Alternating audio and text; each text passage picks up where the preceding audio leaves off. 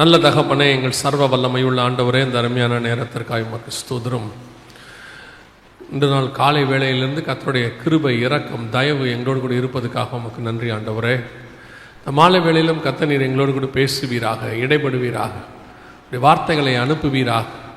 உம்மால் நெடு வருஷங்களுக்கு முன்பாக ஏற்படுத்தப்பட்டது இந்த திருச்சபை ஆண்டவரே, ஒவ்வொரு வருஷமும் இந்த திருச்சபை நீர் ஆயத்தப்படுத்தி கொண்டிருக்கிற தயவுக்காக நன்றி. நீர் வருகிற காலம் நெருங்கி இருக்கிறது ஆண்டவரே. இப்பொழுதும் இந்த திருச்சபையை நீர் ஆயத்தப்படுத்துகிற தயவுக்காக உமக்கு ஸ்தோத்திரம். கிருபையுள்ள கரத்தை தாழ்த்துகிறோம். இவ்வளவு ஆண்டவரே, இயற்கை சீற்றத்துக்கு நடுவிலையும் ஜனங்க புறப்பட்டு வசனத்துக்காக வந்திருக்கிறாங்க. அப்பா தேவனாகிய கர்த்தர் அவர்களை ஆசீர்வதிப்பீராக, பேசுவீராக, இடைபடுவீராக. திரும்பி போகும்பொழுது வசனத்தை பெற்றுக்கொண்டவர்களாய் திரும்பி போக கர்த்தர் கிருபை பாராட்டும். எங்கள் ஆண்டவர் இயேசு கிறிஸ்துவின் நாமத்தில் பிதாவே. அல்லேலூயா.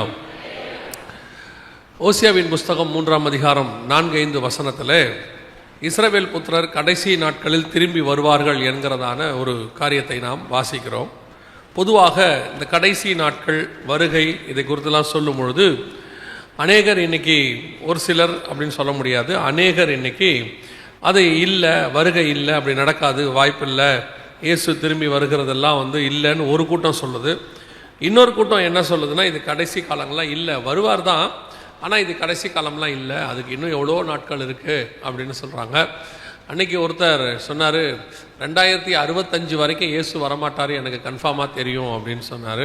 அவர் என்ன நம்பிக்கையில் சொல்லியிருக்கிறாருன்னா, 2065 வரைக்கும் அவர் இருக்க மாட்டார், அந்த நம்பிக்கையில் அவர் சொல்லியிருக்கிறார். அதனால் இந்த வருகை இப்படி பலவேறு கருத்துகள் இருக்குது. இதுலேயே இன்னும் சில கருத்துக்கள் என்ன அப்படின்னு கேட்டிங்கன்னா, ஒரு சிலர் சொல்கிறாங்க பகிரங்க வருகை தான் இருக்குது, ரகசிய வருகை, அதாவது சபை எடுத்துக்கொள்ளப்படுதல் இல்லை அப்படின்னு சொல்கிறாங்க. அதற்கு என்ன காரணம் சொல்கிறாங்க அப்படின்னா, சபை எடுத்துக்கொள்ளப்படுதல் அப்படிங்கிறதான அந்த ரகசிய வருகைங்கிற வார்த்தை பைபிள்லேயே இல்லை, இவங்க தான் இதை புதுசாக சொல்கிறாங்க அப்படின்னு. அது ஏன் ரகசிய வருகை நம்ம சொல்கிறோம் அப்படின்னு சொன்னால், இதுக்கு முன்னாடி உள்ள பரிசுத்தவான்கள் பகிரங்க வருகைக்கும் சபை எடுத்துக்கொள்ளப்படுதலுக்கும் வித்தியாசத்தை தெரியப்படுத்துறது. ஏன்னா அப்போ இப்போ மாதிரிலாம் ரொம்ப அறிவு பெருத்த காலம் கிடையாது. அன்றைக்கி பைபிள் எல்லாருக்கிட்டையும் இருக்காது, ஒரு சிலர்கிட்ட தான் இருக்கும், படிப்பறிவும் ரொம்ப குறைவாக இருந்த காலம். ஸோ அந்த காலத்தில் ஜனங்களுக்கு புரிய வைக்கிறதுக்காக ரகசிய வருகை, பகிரங்க வருகைன்னு சொல்லி அவங்க என்ன பண்ணாங்க, டிஃப்ரென்ஷியேட் பண்ணி காட்டினாங்க.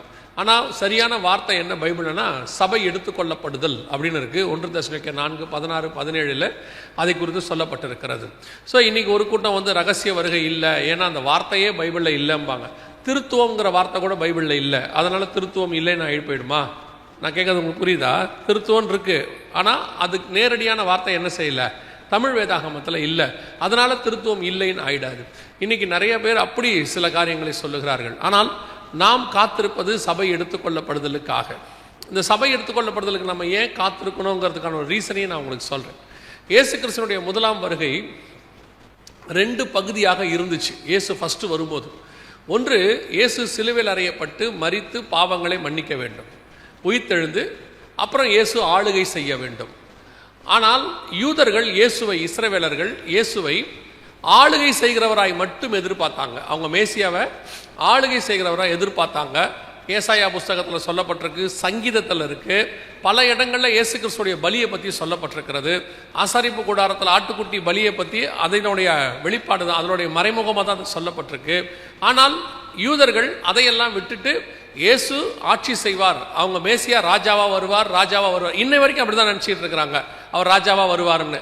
அதனால் அவங்களுக்கு ஏற்பட்ட பாதிப்பு என்னன்னு கேட்டிங்கன்னா, இயேசு முதலாவது பார்ட்டை நிறைவேற்ற வந்தார். அதாவது உலகத்தின் பாவத்தை சுமந்து தீர்க்கிற தேவாட்டுக்குட்டி அவர் வந்திருக்கிறார். ஆனால் அவர்களால் அவரை என்ன செய்ய முடியல, அந்த பலி பொருளாக ஏற்றுக்கொள்ள முடியவில்லை. ஏன்னா அவங்க மேசியாவை எப்படி பார்த்துட்டாங்க, ராஜாவாக வருவார்னே அவங்க எதிர்பார்த்து இருந்ததுனால அவங்க இந்த பலி பொருளாக இயேசு வந்ததை அக்செப்ட் பண்ணிக்க முடியல. அதனால் அவங்க இயேசுவை இழந்துட்டாங்க, விட்டுட்டாங்க. அப்புறம் இயேசு இப்போ நமக்கு கிடைச்சிட்டாரு. இப்போ நமக்கும் எப்படின்னு கேட்டிங்கன்னா, அவருடைய வருகை 2 பகுதியாக இருக்கிறது. ஒன்று சபை எடுத்துக்கொள்ளப்படுதல், இன்னொன்று பகிரங்க வருகை என்று சொல்லப்படுகிற இயேசு கிறிஸ்து பூமிக்கு வருதல். நாம் முதலாவது 7 வருஷத்துக்கு முன்பாக சபை எடுத்துக்கொள்ளப்பட்டு பரலோகத்துக்கு போயிடும். அப்புறம் ஒரு உபத்திரவ காலம் வரும். அந்த உபத்திரவ காலத்துக்கு பிறகு இயேசு பகிரங்கமாக அர்மேகதான் யுத்தம், மெகிதோ பள்ளத்தாக்கில் இறங்குவார். இது சகரியா புஸ்தகத்திலையும் சொல்லப்பட்டிருக்கிறது, நம்முடைய வெளிப்படுத்தின விசேஷம் 16ஆம் அதிகாரத்திலையும் இருக்கு. அதுக்கப்புறம் ஆயிடவர் அரசாட்சி. இதுதான் டைம் லைன் ஆஃப் பைபிள்னு வச்சுக்கோங்களேன். இப்பவும் யூதர்கள் மாதிரியே ஒரு கூட்டம் என்ன சொல்லிக்கிட்டு இருக்கு அப்படின்னா, இந்த ரகசிய வருகையெல்லாம் இல்லை, சபை எடுத்துக்கொள்ளப்படுதில்லை. அவங்க ஃபோக்கஸ் முழுக்க முழுக்க பகிரங்க வருகையிலே இருக்குது. என்ன காரணம் அப்படின்னு கேட்டிங்கன்னா, இந்த மாதிரி ஒரு சில காரணங்களால். அதனால் நீங்களும் நானும் அப்படி அதே எண்ணத்தோட இருப்போமானால், முதலாவது வரக்கூடிய சபை எடுத்துக்கொள்ளப்படுதல் நம்ம என்ன செஞ்சிருவோம், விட்டுருவோம். இப்போ எப்படி யூதர்கள் விட்டுட்டு அதுக்கு பிறகு 2000 வருஷமா அனுபவிக்கிறாங்க, அவங்க மேசியா விட்டுட்டு பகிரங்க வருகை, அதாவது ஆயிடவர் அரசாட்சிக்கு.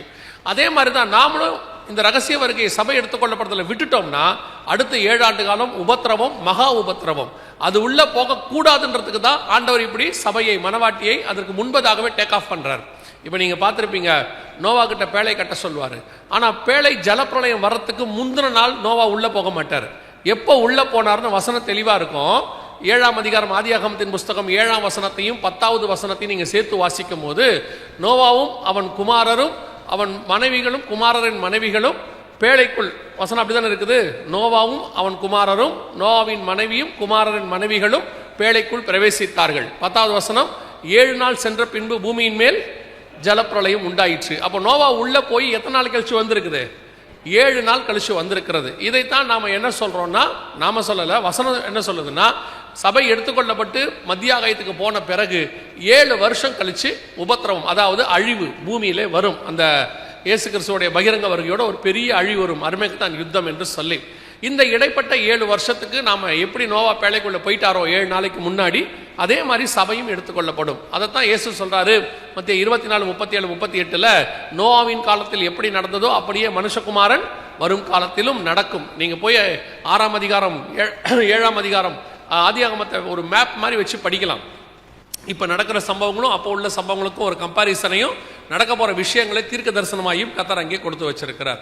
ஸோ இவ்வளவுத்தினுடைய இன்ட்ரோடக்ஷன் எதுக்காக இது கொடுக்கப்படுது அப்படின்னா, சபை எடுத்துக்கொள்ளப்படுதல் சீக்கிரத்தில் சம்பவிக்க போகிறது. இதுக்கு நிறைய அடையாளங்களை நீங்கள் வேதத்தில் பார்க்க முடியும். உன்னத பாட்டில் கூட நீங்கள் வாசிச்சிங்கன்னா, முதல்ல ஆண்டவர் மனவாட்டிக்கிட்ட கதவை தட்டுவார், அவள் கதவை திறக்க மாட்டா, அவர் போயிடுவார். அதற்கு பிறகு எழுந்திருச்சு வருவா.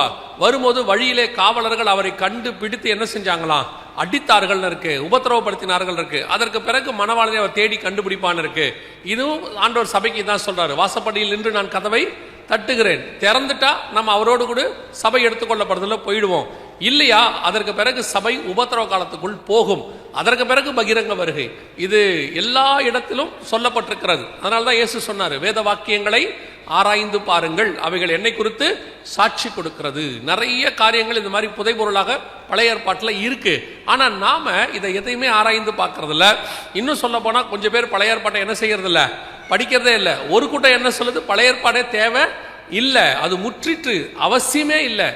ஆனா அதுல பெரிய ஆச்சரியம் என்னன்னா, பழைய ஏற்பாடே வேணான்றுவாங்க, வாக்குத்தத்தம் மட்டும் வேணும்பாங்க. அதுல இருந்து வாக்குத்தத்தம் மட்டும் எடுத்துப்பாங்க, மிச்சம் எதுவுமே பழைய ஏற்பாட்டில் என்ன செய்யலாம், நமக்கு தேவையே இல்லை அப்படிம்பாங்க. இப்ப புதிய ஏற்பாடும் அப்படி ஆகி போச்சு. புதிய ஏற்பாட்டிலையும் வாக்குத்தத்தம் மட்டும் எடுத்துக்கிறாங்க, மிச்சம் எதையும் என்ன செய்யறது இல்ல, அவர்கள் படிக்கிறது இல்லை. ஸோ பழைய ஏற்பாட்டில் இயேசு கிறிஸ்துவின் வருகையை குறித்தும் கடைசி காலத்தை குறித்தும் சபை எடுத்துக்கொள்ளப்படுதல், இப்ப நம்ம இவ்வளவு நேரம் எக்ஸ்பிளைன் பண்ண பாருங்க, இவ்வளவு காரியங்களும் பழைய ஏற்பாட்டிலையும் இருக்கு. எல்லாவற்றையும் கர்த்தர் சொல்லி தான் வச்சிருக்கிறார். அதுல ஒரு பகுதியை தான் நாம இன்னைக்கு பார்க்க போகிறோம், கடைசி காலம். இந்த கடைசி காலம்ங்கிறதுக்கு விளக்கம் கரெக்டா சொல்லணும்னா, கடைசி காலம் எப்போ ஆரம்பிச்சிச்சு அப்படின்னு கேட்டா, ஒரு சிலர்லாம் சொல்றாங்க கடைசி காலம் இவர் ஜனங்களை பயமுறுத்துறாரு அப்படின்னு. கடைசி காலங்கிறது இப்ப நேத்து ஆரம்பிச்சதுலாம் இல்ல. அப்போஸ்தலர் நடவடிக்கைகள் 2ஆம் அதிகாரத்தில் பரிசுத்த ஆவியானவர் ஊற்றப்பட்ட போது யோவேல் தீர்க்க தரிசனம் நிறைவேறினதாக பேதுரு சொல்றாரு. வசனம் என்ன சொல்லுது, கடைசி நாட்களில் மாம்சமான யாவர் மேலும் என் ஆவியை ஊற்றுவேன், அது இப்பொழுது நடந்திருக்குதுன்னு சொல்றாரு. அப்ப கடைசி காலம் எங்க வந்துருச்சு, 2000 வருஷத்துக்கு முன்னாடி அப்போஸ்தலர் நடவடிக்கைகளே கடைசி காலம் வந்துருச்சு. கடைசி காலத்தை பத்தின அறிவு எப்போ இருக்குதுன்னு கேட்டீங்கன்னா, அது அப்போஸ்தலர் நடவடிக்கைகள்ல அதுக்கு முன்னாடியே இருக்குது. நீங்க யோசித்து பாருங்களேன். ஆதியாகமத்தின் புஸ்தகம் 49ஆம் அதிகாரம் 1வது வசனத்தை வாசிங்க பார்ப்போம். ஆதியாகமத்தின் புஸ்தகம் 49ஆம் அதிகாரம் 1-2 வசனங்களை வாசிங்க. யாக்கோபு தன் குமாரரை அழைத்து, நீங்கள் கூடி வாருங்கள், கடைசி நாட்களில் உங்களுக்கு நேரிடும் காரியங்களை, எப்ப சொல்லியிருக்கிறார் பாருங்க, கடைசி நாட்களில் நேரிடும் சம்பவங்களை உங்களுக்கு அறிவிப்பேன். அங்க ஆரம்பிக்குது. தான் கோத்திரம் எப்படி கடைசி நாட்களில் இயேசு கிறிஸ்துவுக்கு விரோதமா அர்மேகதான் யுத்தம் பண்ணுங்கிறது அவர் அங்க சொல்லுவார். அந்த இடத்துல வெளிப்பாடா பேசுவார். கடைசி நாட்களை பத்தி நமக்கு இல்ல, அவர்களுக்கே ஒரு அறிவு இருந்துச்சு. எலிசாவுக்கு அந்த அறிவு இருந்தது, யாக்கோபுக்கு அந்த அறிவு இருந்தது, எல்லாருக்குமே இருந்தது. ஆபிரகாமுக்கு இருந்துச்சு, ஏனோக்கு இருந்துச்சு. ஏனோக்கு சொல்றார் யூதா புஸ்தகம் 14:15 நியாயம் தீர்க்கும்படி 1000 பரிசுத்தவான்களோட தேவன் பூமியை நியாயம் தீர்க்கும்படி வருகிறார் என்று முன்னறிவித்தான். யோசித்து பாருங்க, நியாய தீர்ப்பை பத்தின அறிவு யாருக்கு இருக்குது? ஏனோக்கு இருக்குது, ஆதாமுக்கு 7ஆம் தலைமுறை. அதே மாதிரி நோவாவுக்கு அந்த அறிவு இருந்திருக்கிறது, அவரும் பிரசங்கித்திருக்கிறார், நீதியை பிரசங்கித்தவராகிய நோவா. எல்லாருக்குமே இந்த கடைசி நாட்கள் நியாய தீர்ப்பு இதை பத்தினதான ஒரு அறிவு இருக்கு. நமக்கு தான் இப்ப அது இல்லை, நம்ம அதை ஏற்றுக்கொள்ளவும் தயாராக இல்லை. பாருங்க, அவ்வளோ எழுதின தானியேல் கடைசியா சொல்றாரு 12:4 முடிவு காலம் மட்டும் இந்த புஸ்தகத்தை என்ன செய்ய, முத்திரை போடு. முடிவு காலத்தை பத்தி அவருக்கும் தெரிஞ்சிருக்குது. அப்ப இவங்க எல்லாருமே ஒரு முடிவு காலத்துக்காக வெயிட் பண்ணிட்டே இருக்கிறாங்க. ஆனா இப்ப நாம இந்த காலகட்டத்தில் மட்டும்தான் இந்த முடிவு காலம், கடைசி காலம் வரப்போகுது. அப்போஸ்தலர்கள் அதுக்கு தான் காத்திருந்தாங்கன்னு இருக்கு. அப்போஸ்தலர்கள் அத்தனை பேரும் எப்போ இயேசு வருவார் என்ன செஞ்சுட்டு இருந்தாங்களா, காத்து. இப்ப பவுல் எழுதும் போது எப்படி எழுதுறாரு பாருங்களேன். 1 தெசலோனிக்கேயர் 4:16-17 கிறிஸ்துவுக்குள் மரித்தவர்கள் முதலாவது எழுந்திருப்பார்கள், பின்பு உயிரோடு இருக்கிற நாமும். அவரே எக்ஸ்பெக்ட் பண்றாரு, அப்பயே வருகை வந்துரும், நாம போயிடுவோம் எக்ஸ்பெக்ட் பண்றாரு. அவ்வளோ பெரிய ஒரு எதிர்பார்ப்பு இருந்திருக்கு. 1 யோவான் 2:18 வாசித்து பாருங்கள். யோவான் சொல்றாரு, பிள்ளைகளே இது 1 யோவான் 2:18 என்ன இருக்குது? பிள்ளைகளே இது கடைசி காலமாய் இருக்கிறது, அந்தி கிறிஸ்து வருகிறான் என்று நீங்கள் கேள்விப்பட்டபடி இப்பொழுதே அநேக அந்தி கிறிஸ்துகள் இருக்கிறார்கள். அப்படின்னா கடைசி காலத்தை பத்தின அறிவு யாருக்கு இருக்குது? யோவானுக்கு இருக்குது, பவுலுக்கு இருக்குது. அவர்கள் எதிர்பார்த்தார்கள் வசனம் சொல்லுது. ஆனா இந்த காலகட்டத்தில் தான் ஒரு கூட்டத்துக்கு, ஆனா என்ன பெரிய விஷயம்னா அது கடைசி காலத்தினுடைய ஆரம்பம். அவர்களே அதுக்கு ஆயத்தமா இருந்தாங்க. இது கடைசி காலத்தினுடைய முடிவு. நாம ஆயத்தமா இல்லை. நாம இப்ப என்ன சொல்லிட்டு இருக்கோம், அதெல்லாம் கடைசி காலம் இல்ல, அதெல்லாம் கிடையாது, இன்னும் எவ்வளோ காலம் இருக்குது, எவ்வளோ காரியங்கள் நடக்க வேண்டி இருக்கிறது அப்படின்னு சொல்லி ஒரு அசதி, சபைக்கு அசதி. ஏன்னா எனக்கு தெரிஞ்சு எங்களுக்கு போதிச்சவங்க பரவாயில்ல, அதற்கு பிறகு ஒரு 20-30 வருஷமாக சபை முழுக்க முழுக்க வேறொரு உபதேசத்தில் கட்டப்பட்டு கொண்டிருக்கிறது. அது சுவிசேஷமாக இருக்கட்டும், சபையாக இருக்கட்டும், முழுக்க முழுக்க எதுல கட்டப்பட்டுச்சுன்னு பாத்தீங்கன்னு சொன்னா இப்போ முழுக்க முழுக்க ஆசீர்வாதத்தில் கட்டப்பட்டு கொண்டிருக்கிறது. ஆசீர்வாத உபதேசம், ப்ராஸ்பரிட்டி, கிரேஸ் டாக்டரின், அப்புறம் ஹைப்பர் கிரேஸ், சூப்பர் கிரேஸ், இப்படி இந்த செழிப்பின் உபதேசம் உச்ச நிலைமையில போய் கள்ளோபதேசங்கள் பல அளவுல வந்துருச்சு. யோசிச்சு பாருங்க, 130 வருஷம் ஆச்சு மிஷினரிகள் இதை கட்டி இருக்கிறாங்க. அப்படிதானுங்கய்யா, மிஷினரி அந்த காலத்துல கட்டினது தானே. இந்த ஏரியால முதல் 130 வருஷத்துக்கு முன்னாடி வந்த ஃபர்ஸ்ட் சர்ச். யோசிச்சு பாருங்க, இவங்க என்ன அடிப்படையில் கட்டியிருப்பாங்க, மிஷினரிகள் என்ன பேசிஸ்ல இந்தியாவுக்கு வந்திருப்பாங்க. உங்களை என்னையும் கோடீஸ்வரன் ஆக்கிறதுக்காக தான் மிஷினரிகள் வந்தாங்க. அப்படிதானே? உங்களுக்கு எனக்கும் கார் வாங்கி கொடுக்க தான் மிஷினரிகள் வந்தாங்க. அவங்க வந்ததோடைய நோக்கமே எப்படியாவது சபையில் உங்களை சேர்த்து வீடு கட்டி கொடுத்துடணும். அப்படியே வந்தாங்க. அவர்கள் தங்கள் வீடுகளை விற்று இங்க சபைக்கு இடம் வாங்கினாங்க.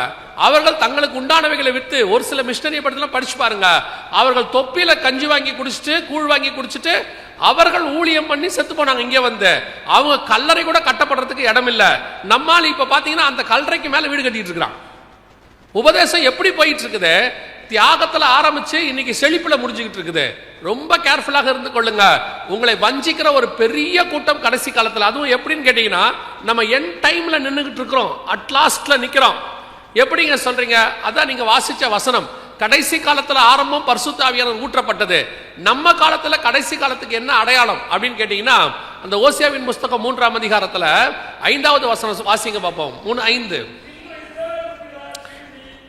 பின்பு இஸ்ரவேல் புத்திரர் திரும்பி தங்கள் தேவனாகிய கர்த்தரையும் தங்கள் ராஜாவாகிய தாவீதையும் தேடி கடைசி நாட்களில் அவருடைய தயவையும் நாடி அஞ்சிக்கையாய் திரும்பி வருவார்கள். எப்ப இஸ்ரவேல் புத்திரர் தங்கள் தேசத்துக்கும் தங்கள் தேவனை தேடி வர்றாங்களோ அது என்ன நாட்கள்? கடைசி நாட்கள். இப்ப பாருங்க, இஸ்ரவேல் புத்திரர் திரும்பி வர தொடங்கியாச்சு. 1950 வருஷம் அவங்க இல்ல. இன்னும் சரியா சொல்லணும்னா 1870 வருஷம் சரியா சொல்லணும்னா அவங்க இல்ல. கிபி 70 அவர்கள் போனார்கள். கவனிங்க, இதுதான் கடைசி நாட்களில் இஸ்ரவேல் புத்திரர் திரும்பி வரது. இப்ப நீங்க பாக்குற அந்த பக்கம் இருக்கு பாத்தீங்களா, அது அந்த நியூஸ் பேப்பர் ஃபர்ஸ்ட் அவங்க இஸ்ரவேல் தேசமா உருவானது 1948 மே மாசம் 14ஆம் தேதி. இது 2021, இப்போ போன ஒரு 3 வருஷத்துக்கு முன்னாடி. இது கொஞ்சம் முக்கியமான ஒரு, அதாவது திரும்பி வரதுதான். அதுல என்ன இது கொஞ்சம் இந்த வீடியோ முக்கியம்னு கேட்டீங்கன்னா, உக்ரைன்ல இருந்து லாஸ்ட் பேட்ச் திரும்பி வந்துச்சு. இவங்க வந்த பிறகுதான் ரஷ்யால உக்ரைன் ரஷ்யா பிரச்சனை ஸ்டார்ட் ஆச்சு. ஒவ்வொரு பேட்சா வந்துகிட்டே இருக்கிறாங்க. ஆல் ஓவர் த வேர்ல்டுல இருந்து 1918 ஆரம்பிச்சு 2021 வரைக்கும் வந்துகிட்டே இருக்கிறாங்க. கடைசி நாட்களில் இஸ்ரவேல் புத்திரர் திரும்பி அவங்க முதலாக மோசே தலைமையில 400 வருஷம் கழிச்சு வந்தாங்க இஸ்ரவேல் தேசத்துக்கு. அதை நம்ம பார்க்கவே இல்லை, பைபிள்ல இருக்கு, அவ்வளவுதான். அடுத்து செருபாபேல் தலைமையில வந்தாங்க, அதை நம்ம கண்கள் காணல, பைபிள்ல இருக்கு. ஆனா ஆண்டவர் சொன்னாரு திரும்பி தங்கள் சுய தேசத்துக்கு அவங்க திரும்பி வருவாங்க அப்படின்னு ஓசியா 3:4-5 சொன்ன தீர்க்க தரிசனம் நம் கண்களுக்கு முன்பாக நிறைவேறி விட்டது. கடைசி காலத்துக்கான மிக முக்கியமான அடையாளம் யோசித்து பாருங்க. கிட்டத்தட்ட 1900 வருஷம் இந்த பூமியிலே காணாமல் போன ஒரு இனம், காணாமல் போன ஒரு மொழி, காணாமல் போன ஒரு தேசம், காணாமல் போன ஒரு தேசத்தின் தலைநகரம் மீண்டும் அதே இடத்தில் அதே ஸ்தானத்தில் கொண்டு வரப்பட்டிருக்கிறது என்று சொன்னால் அந்த தேசம் இஸ்ரவேல் தேசம், அந்த ஜனங்கள் இஸ்ரவேல் ஜனங்கள், அந்த மொழி எபிரேய மொழி, அந்த தலைநகரம் எருசலேம் மட்டுமே. அல்லேலூயா. இதற்கு முன்பதாக ஒரு நகரம் அப்படி அல்ல, இது வரைக்கும் நடந்ததே இல்லை. இதே காலகட்டத்தில் எத்தனையோ நகரங்கள் இருக்கு, பாபிலோன் இருக்கு, தீரு இருக்கு, நினிவே இருக்கு, இதெல்லாம் காணாம போச்சு, திரும்பி வராது, எல்லாம் தண்ணிக்குள்ள போயிடுச்சு. ஆனால் அதே காலகட்டத்தில் இருந்த அதை விட சின்ன பட்டணம் எருசலேம். கர்த்தர் சொன்னாரு, இதை நான் தூர்த்து போடுவேன், இது வேலியை எடுத்து போடுவேன், இதை மேய்ந்து விடப்படும் சொன்னார் ஏசாயா 5:6-7. அதே காரியத்தை ஆண்டவர் செய்தார். திருப்பி சொன்னாரு அவர்களை மீண்டும் கூட்டி சேர்ப்பேன், கூட்டி சேர்த்துட்டாரு. ஆண்டவர் சொன்னபடி துல்லியமாக தீர்க்க தரிசனம் நிறைவேறி விட்டது. யாராவது கடைசி காலம் இல்ல அதெல்லாம் இல்ல அப்படின்னாங்கன்னா நல்லா தெரிஞ்சுக்கொள்ளுங்க. கடைசி காலத்தில் ஆரம்பித்து நம்ம காலத்துல கடைசி காலத்துக்கான அடையாளம் ஆரம்பித்து 75-76வது வருஷம் இது. இஸ்ரவேல் தேசத்தினுடைய மிக முக்கியமான கடைசி நிமிஷத்துல நம்ம நின்று கொண்டிருக்கிறோம். இஸ்ரவேல் தேசத்துக்கு ஒரு தலைமுறை என்பது 3-4 காரியமாக சொல்லுவாங்க. சிலர் 120 வருஷம்பாங்க, சிலர் 70, சிலர் 70 அல்லது பலத்தின் மிகுதினால் 80, சிலர் 40ன்னு சொல்லுவாங்க. எப்படி கணக்கு எடுத்துக்கிட்டாலும் இஸ்ரவேல் தேசத்தினுடைய கடைசி நாட்களில் நாம் நிற்கிறோம். நம் கண்களுக்கு முன்பாக நாம் கடைசி காலத்தினுடைய ஜனங்கள் தான். ஒருவேளை ஒரு கூட்டம் உங்களை ஏமாத்தோம் அல்லது டைவர்ட் பண்ணுவாங்க, அப்படிலாம் இல்லைங்க, இன்னும் எவ்வளோ இருக்குதும்பாங்க. எவ்வளோ இருக்குதோ இல்லையோ தெரியாது. ஆனால் நமக்கு சொன்ன கடைசி கால அடையாளம், கடைசி காலம் என்பதற்கான அடையாளம் நான் சபைக்கு பேசிக்கிட்டு இருக்கிறேன், உலகத்துக்கு இல்ல. உலகத்துக்கு இன்னும் நிறைய இருக்குது. 7 வருஷம் உபத்திரவம் இருக்குது, அதுக்கப்புறம் வந்துட்டு இயேசு கிறிஸ்துவின் 1000 வருஷ அரசாட்சி இருக்கு, அதற்கு பிறகு பிசாசு கட்டவிழ்க்கப்படுதல் இருக்கு, மாக்கோகு யுத்தம் இருக்கு, அதுக்கப்புறம் நியாய தீர்ப்பு இருக்கு, நிறைய இருக்கு. இந்த பூமியிலேயே தான் எல்லாம் நடக்கும். நான் பூமியோட முடிவை பத்தி பேசல, நான் சொல்லுவது சபை எடுத்துக்கொள்ளப்படுதலை குறித்து. சோ கர்த்தர் சொன்னபடி இஸ்ரவேல் புத்திரர் திரும்பி வந்துட்டாங்க. நம்ம கண்ணுக்கு முன்னாடி 100% தீர்க்க தரிசனம் நிறைவேறி விட்டு. இதெல்லாம் கடைசி காலம் இல்ல அப்படின்னு யாரா சொன்னா உங்களுக்கு சொல்லப்படுகிற அடையாளம் இதுதான், துல்லியமான அடையாளம், பைபிள்ல சொன்னது. இது யாரோ தரிசனமா பார்த்து சொன்னதெல்லாம் இல்ல, வேதத்தில் சொன்னது நம் கண்களுக்கு முன்பாக நடந்து விட்டது. இப்போ இதுல ஓசியா 3:4-5 ஆரம்பிக்குது இல்லையா? அதுக்கப்புறம் வாசிக்கும் போது அதற்கு 1948க்கு பிறகு ஒவ்வொரு சம்பவங்களாக நடந்து கொண்டிருக்கிற சம்பவங்கள் எல்லாம் அதுல வரிசைக்கிரமமாக இருக்கு, ஓசியால இருந்து யோவேல் வரைக்கும். இப்ப நம்ம அதை தான் பார்க்க போகிறோம். ஒரு 2-3 சம்பவங்களை பார்த்துட்டு முடிக்க போகிறோம். ஏன்னு சொன்னா அவ்வளவுதான் நமக்கு நேரம் இருக்கும். இதுல இஸ்ரவேல் ஜனங்க திரும்பி வந்த பிறகு அவர்கள் என்ன செய்வாங்களாம்? தேவனை விட்டு தூர போவாங்களாம். தேவனை விட்டு தூர போனதுனால கர்த்தர் என்ன செய்வாராம்? அந்த தேசத்தை ஆண்டவர் கைவிடுவார். ஒரு மிக முக்கியமான ஒரு அடையாளம் நடக்கும் என்று ஆண்டவர் சொல்றார். அந்த வசனத்தை வாசிங்க, அதற்கு பிறகு என்ன நடந்துச்சுன்னு உங்களுக்கு சொல்றேன். ஓசியாவின் புஸ்தகம் 9ஆம் அதிகாரம், ஓசியாவின் புஸ்தகம் 9ஆம் அதிகாரம் 4வது வசனத்தை வாசிங்க. திராட்சை தோட்டத்தின் இல்ல,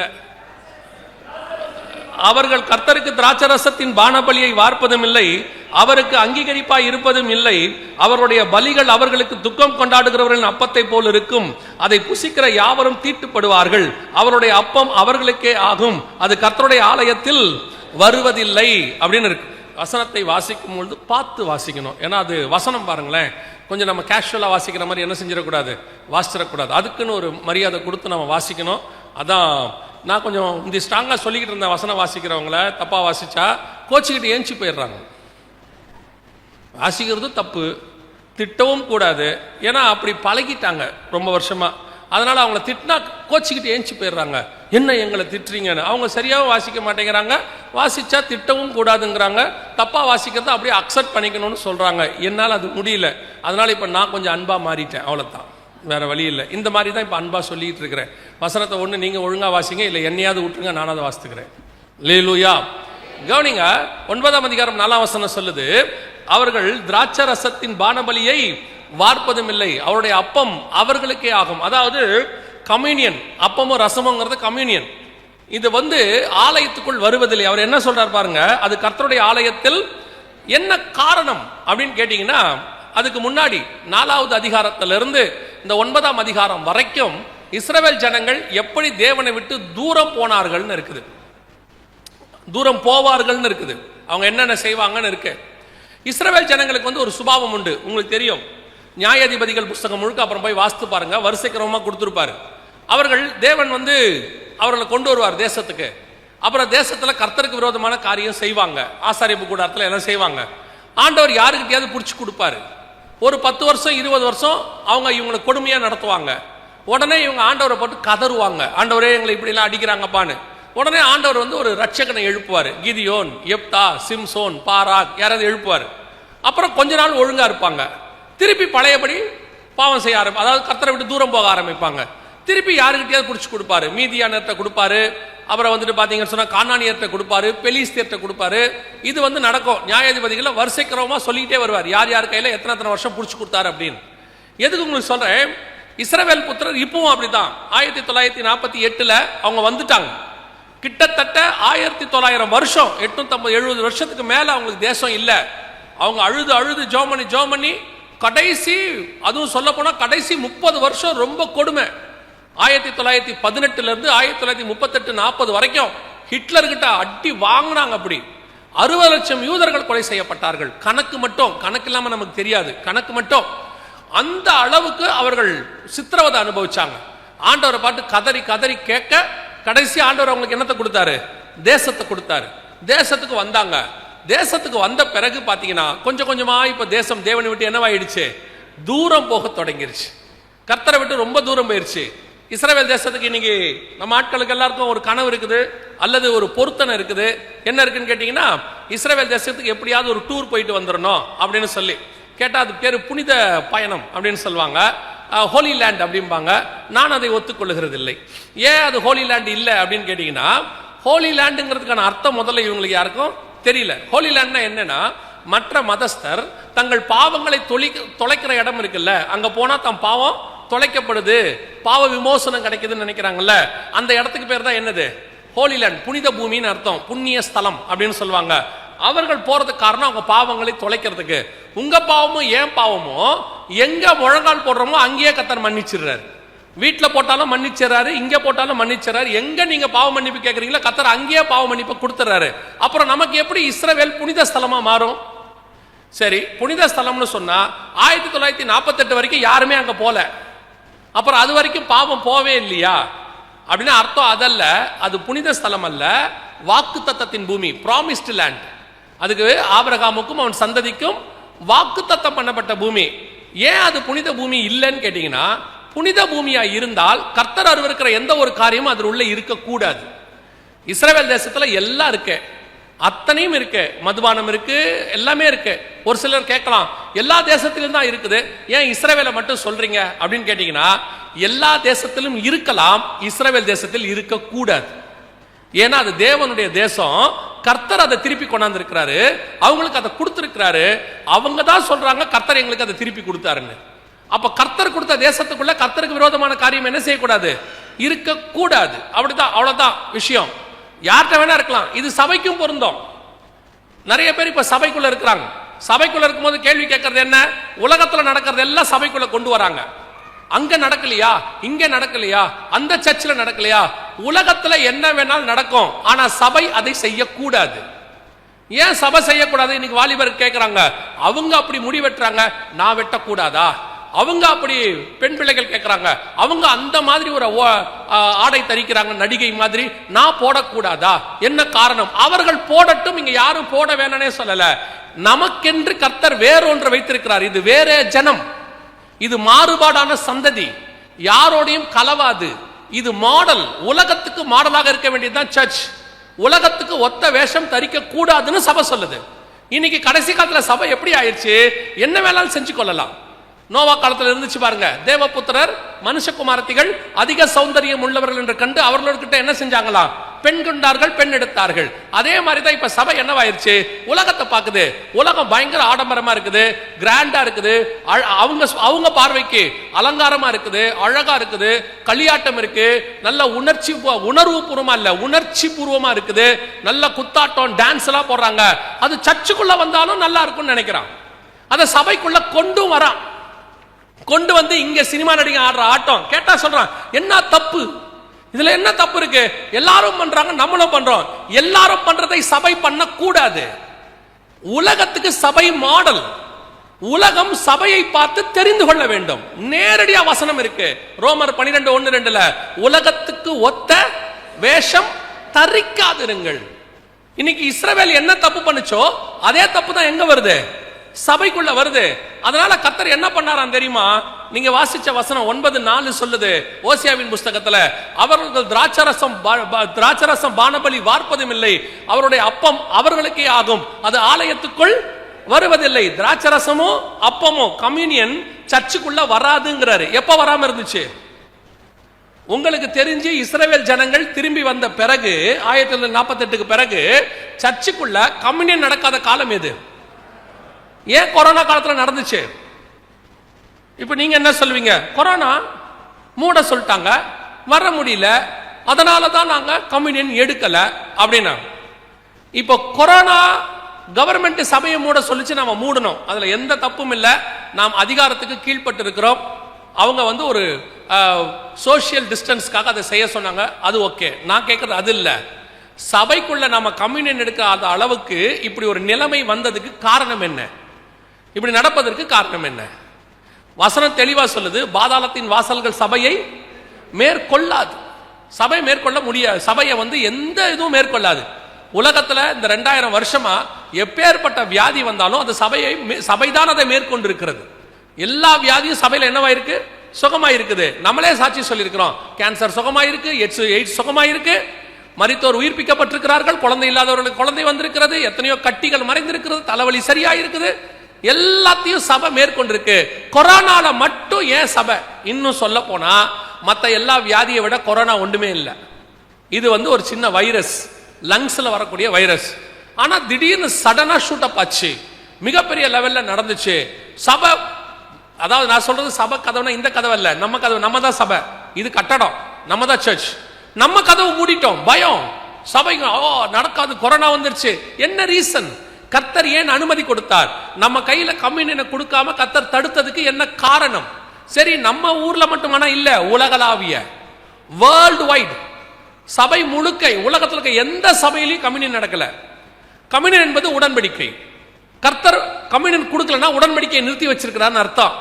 உங்களுக்கு தெரியும், கம்யூனியன் கொடுக்கும் ஆண்டவர் சொன்னாரு, இதை வாங்கி, இந்த பாத்திரத்தை வாங்கி பானம் பண்ணுங்கள், என்னுடைய ரத்தத்திலான புதிய உடன்படிக்கையாய் இருக்கிறது. ஏன் உடன்படிக்கை எடுக்க விடாம தடுத்தார்? இங்க வசனம் என்ன சொல்லுது பாருங்க, திராட்சை ரசத்தின் பான பலியை வார்ப்பதும் இல்லை, அவருடைய அப்பம் அவர்களுக்கே ஆகும், அது கர்த்தருடைய ஆலயத்தில் வருவதில்லை. ஏன் வராம போச்சு? அதான் ரொம்ப முக்கியம். சபைக்குள்ள கர்த்தர் அருவருக்கிற காரியம் வரும்போது ஆண்டவர் சொல்றாரு, நீங்க அந்த 4ஆம் அதிகாரத்துல 8ஆம் அதிகாரம் வரைக்கும் படிச்சு பார்த்துங்க வீட்டுல போய். கர்த்தர் அருவருக்கிற காரியம் சபைக்குள்ள வரும்போது அது தடுத்து நிறுத்தப்படும். அது சபைக்குள்ள ஏன் உடன்படிக்க வேண்டாம், நீங்க உள்ளுக்குள்ள அருவருப்பை கொண்டாண்டீங்கன்னு சொல்றாரு. என்ன அருவருப்பு வந்துச்சு? உலகளாவிய அருவருப்பு. அமெரிக்க தேசத்துக்கு போயிட்டீங்கன்னு சொன்னா, இப்போ இஸ்ரவேல் தேசம் எப்பேற்பட்ட பாவத்தை செஞ்சிச்சு நான் உங்களுக்கு சொல்றேன். நான் அவர்கள் குற்றப்படுத்துறதுக்கு சொல்லல, அந்த காரியம் சபைக்குள்ளேயும் இருக்குன்றதுக்காக நான் சொல்றேன். வெளிப்படுத்தின விசேஷம் 11ஆம் அதிகாரம் 8வது வசனத்தை வாசிங்க. வெளிப்பாடு 11:8 வாசிங்க. இல்ல வெளிப்பாடு 11:8.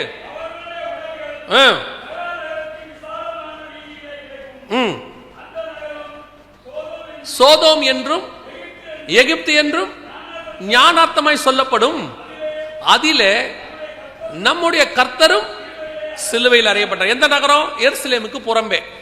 இயேசு சிலுவையில் அறையப்பட்டது எருசலேமுக்கு புறம்பே. ஆனா வசனம் சொல்லுது, அந்த நகரம் ஞானார்த்தமாய் சோதோம் என்று சொல்லப்படும். சோதோம்ல என்ன பாவம் இருந்துச்சு? ஆதியாகமத்தில் நம்ம எல்லாருக்கும் தெரியும். சோதோம்ல என்ன பாவம் இருந்துச்சு? ஓரின சேர்க்கை இருந்துச்சு, எல்ஜிபிடி. இன்னைக்கு அதுக்கு பேர் என்னது? எல்ஜிபிடின்னு சொல்றாங்க. ஆனால் அந்த ஓரின சேர்க்கை கிட்டத்தட்ட 4000 வருஷத்துக்கு முன்னாடி இருக்கிற சம்பவம். இன்னிலிருந்து பைபிள் சொல்லுது, கவனிச்சு பாருங்க. அன்னைக்கு சோதோம் தெருக்களில் அவங்க எல்லாம் கூடினார்களாம், அப்படிதான் இருக்கு பைபிள்ல. சோதோமில்ல என்ன பண்ணாங்களா, லோத்தின் வீட்டை அவர்கள் சூழ்ந்து கொண்டார்கள் இருக்கு. இது நம்ம கண்ணுக்கு முன்னாடி நடக்குது. இப்ப எங்க நடக்குதுன்னா எருசலேம்ல நடக்குது. ஆண்டவர் 2000 வருஷத்துக்கு முன்னாடி வெளிப்படுத்தின விசேஷத்துல சொன்ன அந்த தீர்க்க தரிசனம் இது இஸ்ரவேல்ல எருசலேம்ல நடக்கிற பரேடு, எல்ஜிபிடி பரேடு, ஓரின சேர்க்கை பரேடு. இந்த பரேடு கொஞ்சம் கொஞ்சமா ஆரம்பிச்சு எங்க யூரோப்ல, அங்க ஸ்பெயின்ல, அப்புறம் யூகேல பிரைட்டன்ல, இப்படி ஒன்னொன்னா ஆரம்பிச்சு இன்னைக்கு ஹெட் குவார்ட்டர்ஸ் எங்கன்னு கேட்டா எருசலேமுக்கு வந்துருச்சு. எருசலேம்ல கொண்டு வந்து நிறுத்தியாச்சு. நீங்க சோதோம் எப்படி இருந்திருக்கும் நம்ம பார்த்திருக்க மாட்டோம்ல, இப்படிதான் இருந்திருக்கணும். ஏன்னா அவங்களும் தெருக்கள் அலைஞ்சாங்க, இவங்களும் தெருக்கள் அலைகிறாங்க. நான் அந்த வீடியோ வேணான்ட்டு தான் வெறும் இப்படி வச்சிருக்கிறேன். ஏன்னா அது கொஞ்சம் போக போக கொஞ்சம் அருவருப்பா இருக்கும். ஸோ அதனால தான் அப்படி வச்சிருக்கிறோம். கவனிங்க. ஸோ இந்த எல்ஜிபிடி பரேட் இது எருசலேம்ல வந்துருச்சு. வெளிப்படுத்தல் 11:8 நிறைவேறிடுச்சு. ஆண்டவர் சொன்னபடி அது ஞானார்த்தமாய் சோதோம் எனப்படும் நிறைவேறிடுச்சு. எருசலேமுக்குள்ள எப்படி வந்துச்சோ அதே மாதிரி சபைக்குள்ளேயும் வந்துருச்சு. இன்னைக்கு போய் பாருங்க, அங்க மேலை நாடுகள் எல்லாம் இது கொஞ்சம் கொஞ்சமா என்ன ஆகிட்டே வருது. சபைகளுக்குள்ள ஆணுக்கும் ஆணுக்கும் கல்யாணம், பெண்ணுக்கு பெண்ணுக்கு கல்யாணம், நிறைய ஸ்தாபனங்கள், கிறிஸ்தவ ஸ்தாபனங்கள் கூட இதை ஏற்றுக்கொள்ளுகிறது. அவங்க சொல்றாங்க இதுல என்ன தப்பு இருக்குது, எல்ஜிபிடிங்கிறது ஒரு தப்பான விஷயம் இல்ல. ஆணும் இதுல எங்க எதோட எப்படி மிஸ்டேக் பண்றாங்க உங்களுக்கு சொல்றேன். எல்ஜிபிடி அப்படின்னு சொன்னா அதுக்கு வந்து ஒவ்வொன்றுக்கும் ஒன்று அர்த்தம் இருக்கு. லெஸ்பியன் இருக்கு, அப்புறம் வந்து பைசெக்சுவல் இருக்கு, அப்புறம் டிரான்ஸ்ஜெண்டர்னு இருக்கு. இந்த எல்ஜிபிடி ஒவ்வொன்றுக்கும் என்ன இருக்குது, ஒவ்வொரு தனித்தனி பாவம் இருக்குது. ஆனா இந்த டிரான்ஸ்ஜெண்டர்னு இருக்காங்கல்ல, பிடின்னு இருக்குல்ல, இந்த டிரான்ஸ்ஜெண்டர்னா திருநங்கைகள்னு நம்ம சொல்றோம்ல, இவங்களை கொண்டு வந்து இவங்களோட சேர்த்துக்கிறாங்க. அவங்க யாரு, இந்த ஓரின சேர்க்கைக்காரங்க. நல்லா தெரிஞ்சுக்கொள்ளுங்க, திருநங்கைகள்னு சொல்றாங்கல்ல, அவர்கள் அன்னகர்கள்னு பைபிள் சொல்லுது. அவங்க வேற, இவங்க வேற. அவர்கள் பிறப்பிலேயே சரீரத்தில் என்ன இருக்குது, அவங்களுக்கு குறைபாடு இருக்குது. இது குறைபாடு இல்ல, திமிரு. இது என்ன கிடையாது, குறைபாடு கிடையாது. வளர வளர வளர ரோமர்ல எழுதுறாரு, பவுல் எழுதுறாரு, அவர்கள் சுபாவத்தின்படி இல்லாதபடிக்கு அவங்க சுபாவத்துக்கு புறம்பே வேற மாதிரி போறாங்க. ஒரு காலகட்டத்தில் இது வந்து இயற்கையா வர்றது கிடையாது. அவங்களுக்கு சில காரியங்களை பார்க்கறதுனால ஏற்படக்கூடியதான ஈர்ப்பு. ஒரு காலத்துல அவங்களே மனம் திரும்பிடுறாங்க. ஆனா டிரான்ஸ்ஜெண்டருக்கு என்ன செய்ய முடியாது, மாத்த முடியாது. இவங்க அவங்கள இவங்களோட வச்சுக்கிட்டு இவங்க செய்யற பாவத்துக்கு அவங்களையும் துணையா சேர்த்துக்கிறாங்க. நல்லா தெரிஞ்சுக்கொள்ளுங்க, ஓரின சேர்க்கையாளர்கள் வேறு, அன்னகர்கள் திருநங்கைகள் வேறு. அவங்களையும் இவங்களையும் என்ன பண்ணக்கூடாது, கலக்கக்கூடாது. அவங்க இயற்கையிலேயே பிறக்கும் போதே அவங்களுக்கு சரீரத்தில் அப்படி ஒரு தாட், அவங்களுக்கு சரீரம் அப்படி அமைக்கிருக்கு. இவங்களுக்கு இப்படி இல்ல, வளர வளர வளர இவங்களுடைய சிந்தனைகள்ல வர்றது, அப்புறம் இவங்களே மாறிடுவாங்க. அப்படி மாறினவங்க எத்தனையோ பேர் எனக்கு தெரியும். அவங்க கடைசியில் இல்ல இது தப்பு அப்படின்னு விட்டுட்டு வந்தவங்க இருக்கிறாங்க. இப்போ இந்த காரியம் சபை என்ன சொல்லுதுன்னா, சபைக்குள்ள இப்படிப்பட்ட காரியங்கள் வருது. பல இடங்களில் திருமணம் நடத்தி வைக்கப்படுது. வசனத்தின்படி அது தப்பு. சபை அதை அலோ பண்ணாது, பண்ணவும் கூடாது. பண்ணினா என்ன ஆகும், அந்த ஓசியா புஸ்தகம் 9ஆம் அதிகாரம் 4ஆம் வசனத்துல வந்தா மாதிரி அந்த சபையோடு கூட கர்த்தருக்கு இருக்கிற உடன்படிக்கை நின்று போகும். கர்த்தர் அந்த சபையை விட்டு வெளியே போவார். 8ஆம் அதிகாரம் எசேக்கியேல் புஸ்தகத்துல வாசிச்சு பாருங்க. ஆண்டவர் சொல்றார் 6 முதல் 9 வசனத்துல, மனுபுத்திரனே அவர்கள் செய்கிறதை காண்கிறாயா, 8:6 இருக்கும். மனுபுத்திரனே அவர்கள் செய்கிறதை காண்கிறாயா, என் பரிசுத்த ஸ்தலத்தை விட்டு என்னை தூரமாய் போகும் பண்ணும்படியான காரியத்தை இஸ்ரவேல் வம்சத்தார் தேவ ஜனங்கள் செய்கிறார்கள், இதிலும் மேலான அருவருப்புகளை நீ காண்பாயின்னு வசனம் சொல்லும். அப்படி ஒரு அருவருப்பு தான் இந்த மாதிரி காரியங்கள். இது மேலை நாடுகள்ல இருந்துச்சு, இப்ப சர்ச்சுக்குள்ள இங்கேயும் வருது. இங்கேயும் பல அரசாங்கங்கள் அதை ஏற்றுக்கொள்கிறது. உலகமே ஏற்றுக்கொண்டாலும் சரி, பைபிள் ஒரு விஷயத்தை தப்புன்னு சொன்னா அது தப்பு தான். யார் சொன்னாலும் சரி, தப்பு தப்பு தான், அவ்வளவுதான். இல்லைங்க எல்லாரும் சரின்றாங்க, எல்லாரும் சரி சொன்னாலும் பைபிள் சரி சொல்லல, அவ்வளவுதான். ஒரு போதகர் இப்படி பிரசங்கம் பண்றாரு, நான் வந்து யாரையும் என் சர்ச்சுக்கு தடை பண்ண மாட்டேன், ஓரின சேர்க்கையாளர்களை கூட நான் வரவேற்கிறேன். வரவேற்கிறது தப்பே கிடையாது. இப்பவும் சொல்றேன், அவங்க வரட்டும், வந்து மனம் திரும்பணும். அதுக்கு அந்த போதகர் என்ன சொல்றாரு, பாவிகள் எத்தனையோ பேர் வராங்க, திருடர்கள் கூட வராங்க, அவர்களை நம்ம ஏற்றுக்கொள்ளவில்லையா? நான் சொல்றேன் ஏற்றுக்கொள்றோம். திருடனை என்ன சொல்றோம், திருட்ட விட்டு மனம் திரும்புன்னு சொல்றோம். இப்ப நம்ம திருடனை பார்த்து என்ன சொல்றோம், தம்பி நீ திருடு, ஒன்னும் பிரச்சனை இல்ல, கர்த்தர் கிருபை உள்ளவர், உன்னையும் நேசிக்கிறார், ஆனா திருட்டு பணத்துல தசமா காணிக்க மட்டும் கரெக்டா போட்டு நான் சொல்றோம். அவன் அப்புறம் 1000 பாக்கெட்ல இருந்து எடுத்து போடுவான். அப்படியே நடக்கும். திருடன் மனம் திரும்பணும். அதே தான் எல்ஜிபிடிக்கும் சொல்றோம். சபைக்குள்ள வாங்க, வர வேணாம்னு சொல்லல, வந்து மனம் திரும்புங்க. நான் அதே சுபாவத்தோட தான் இருப்பேன், இங்க எனக்கு கல்யாணம் பண்ணி கொடுக்கணும், கம்யூனியன் கொடுக்கணும்னா வசனம் சொல்லுது பரிசுத்தம் உள்ளதை யாருக்கு கொடுக்காதிருங்கள். அதான் வசனம் சொல்லுது. கர்த்தர் சொல்றபடி இன்னைக்கு சபைக்குள்ள இப்படிப்பட்ட அருவருப்பு மேலை நாடுகள்ல இருந்துச்சு, இங்கே வந்துருச்சு. நம்ம நாடுகள்ல இன்னும் வேற சில அருவருப்புகளும் இருக்கு. சபைக்குள்ள இங்கேயே உட்காந்துக்கிட்டு இருப்பாங்க, சபைக்குள்ளே உட்காந்துட்டு இருப்பாங்க. சபைக்குள்ள உட்காந்துக்கிட்டு கர்த்தருக்கு அருவருப்பான காரியங்களை என்ன செய்யறாங்க, செஞ்சுக்கிட்டு இருக்கிறாங்க. இங்கேயும் உட்காந்துக்கிட்டு இந்த பெருமைகள் பேசிக்கிட்டு, ஜாதி பெருமை, அந்த பெருமை, இந்த பெருமை. இந்த ஜாதி பெருமை இருக்குல்ல, நான் சொல்றது ஒருவேளை உங்களுக்கு கொஞ்சம் கஷ்டமா இருக்கும், ஆனா உண்மை அதுதான். ஜாதி பார்க்கிற ஒருத்தன் கூட பைபிளை மறுதலிக்கிறான்னு அர்த்தம். பைபிளை ஏற்றுக்கொண்டவனுக்கு ஜாதி கிடையாது. ஏன் கிடையாதுன்னு உங்களுக்கு சொல்றேன். ஒரு ஆதாம் ஏவாள்ல இருந்தா முழு உலகமும் உண்டாச்சு. எத்தனை பேர் விசுவாசிக்கிறீங்க? பாதி பேர் விசுவாசிக்கிறாங்க, பரவாயில்ல. மீதி பேருக்கு என்ன கணக்கு? ஆதாம் ஏவாள் தான் ஃபர்ஸ்ட் ஆண்டவர் படைச்சது. எத்தனை பேர் விசுவாசிக்கிறீங்க? இப்பவும் முக்காவாசி தான் வந்திருக்கு. நீங்க என்ன ஐடியாவில் இருக்கிறீங்கன்னு எனக்கு தெரியலையே. இல்லை, நீ ஜாதியை பற்றி பேசுகிற, பின்னாடி எங்கே வந்து முடிப்பேன்னு தெரில, எதா இருந்தாலும் நீ சொல்லு, பின்னாடி பார்த்துக்கலான்றீங்களா? நான் 3வது முறையாக கேட்கிறேன், கடைசி முறையாக. ஆதாம் ஏவாள் தான் முதலாக கர்த்தர் படைச்சார்னு விசுவாசிக்கிறவங்க எத்தனை பேர்? எங்க அப்பா, சண்டே கிளாஸ் நடத்தி தான் கேட்க வேண்டியிருக்கு போங்க. ஒரு ஆதாம் ஏவாள்ல இருந்து உலகம் வந்திருக்கோம்னா ஒரு அப்பா அம்மாக்குள்ள இருந்து இத்தனை ஜாதி எப்படி வரும்? ஒரு அப்பா அம்மாக்குள்ள இருந்து ஒரு ஜாதி தானே வரும்.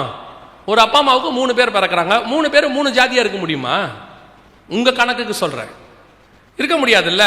அப்ப ஆதாம் ஏவாள்ல இருந்தா எல்லாம் வந்துச்சுன்னு விசுவாசிச்சீங்கன்னா ஜாதியா நம்ப கூடாது. இல்ல ஜாதி இருக்கு நீங்க நம்புனீங்கன்னா பைபிளை விசுவாசிக்கலன்னு அர்த்தம். எதுன்னு நீங்களே முடிவு பண்ணிக்கங்க. இன்னைக்கு சபைகளுக்குள்ள இப்படிப்பட்டதான அருவருப்பு தலை விரிச்சு ஆடுது. சபைக்குள்ள உட்காந்துருக்கான், ஆண்டவர் சொல்வாரு இந்த ஜாதி பிசாசு பாரு. நான் சொல்றேன் அவர் சொன்ன விஷயம் வேற. நான் சொல்றேன் இந்த ஜாதி பிசாசு.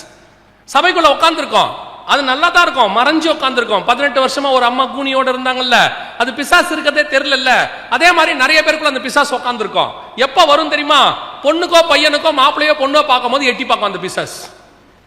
அவங்க கேட்பாங்க, எனக்கு நான் பார்க்கறது இல்லைங்க, சொந்தக்காரங்க ஒத்துக்க மாட்டாங்க, ஊர்ல போனா ஒத்துக்க மாட்டாங்க, நீ பரலோகத்துக்கு போனா கூட தான் அவன் ஒத்துக்க மாட்டான், அதனால பரலோகத்துக்கு போகாம விட்டுருவீங்களா? யோசித்து பாருங்க. எதுக்கு சொல்ல வரேன்? இன்னைக்கு இப்படிப்பட்ட அருவருப்புகள் இங்க இருக்கு. அவனுக்குள்ள அந்த அருவருப்பு, அது பிசாசுடைய இன்னொரு டூல்.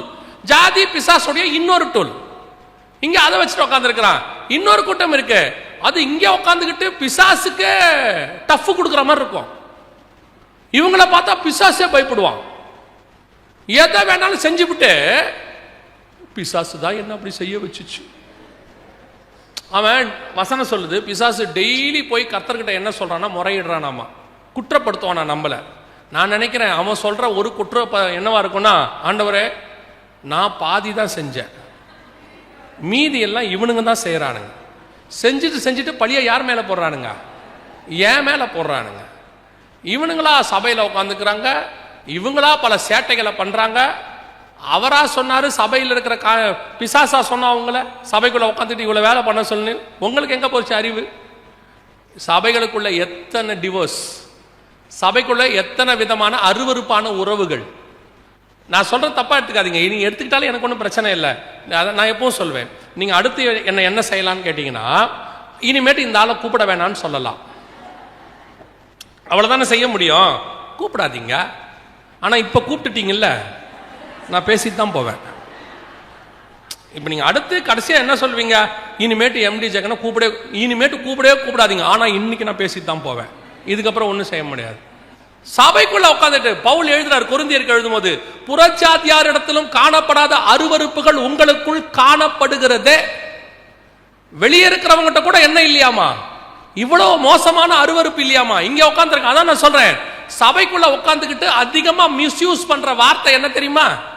தப்பா எடுத்துக்காதீங்க. Brother sister.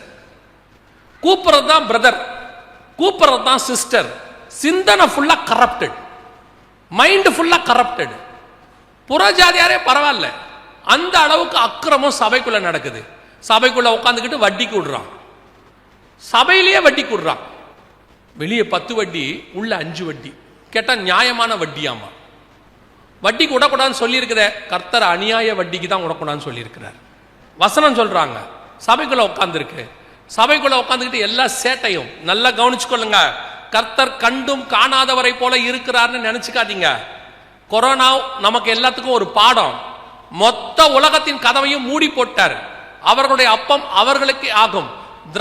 திராட்சை ரசத்தின் பானபலி வார்ப்பதும் இல்லை.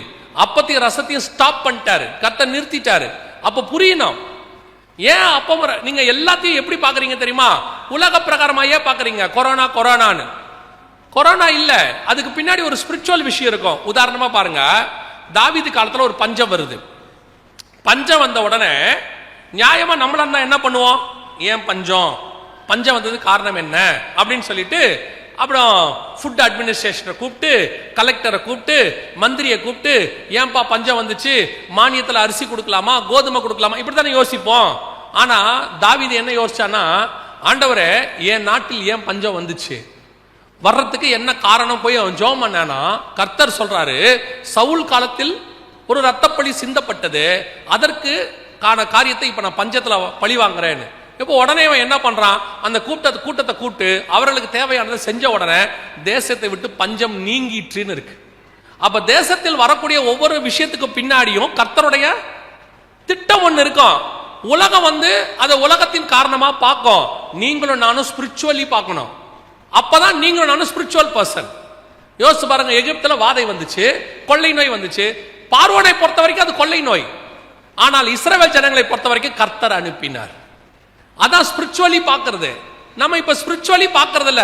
எதை பார்த்தாலும் உலக பிரகாரமா அவங்க பார்க்கிற மாதிரியே தான் நம்மளும் பார்க்கிறோம். கடைசி காலத்துல இவ்வளவு இயற்கை பேரழிவு, நம்ம நாளைக்கு நாளைக்கு பார்க்க போறோம்.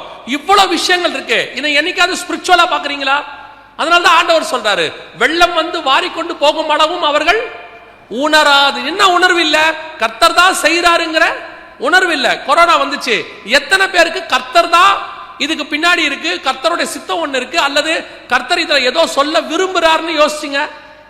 உலகத்தார் மாதிரியே தான் நீங்களும், கொரோனாவுக்கு மருந்து கிடைக்குமா, மருந்து கிடைக்குமா, மருந்தை வச்சுக்கிட்டு உட்கார்ந்து இருந்தாலே நம்ம தான். உலகத்துக்கே எந்த வியாதிக்கும் மருந்து எங்க தான் இருந்துச்சு?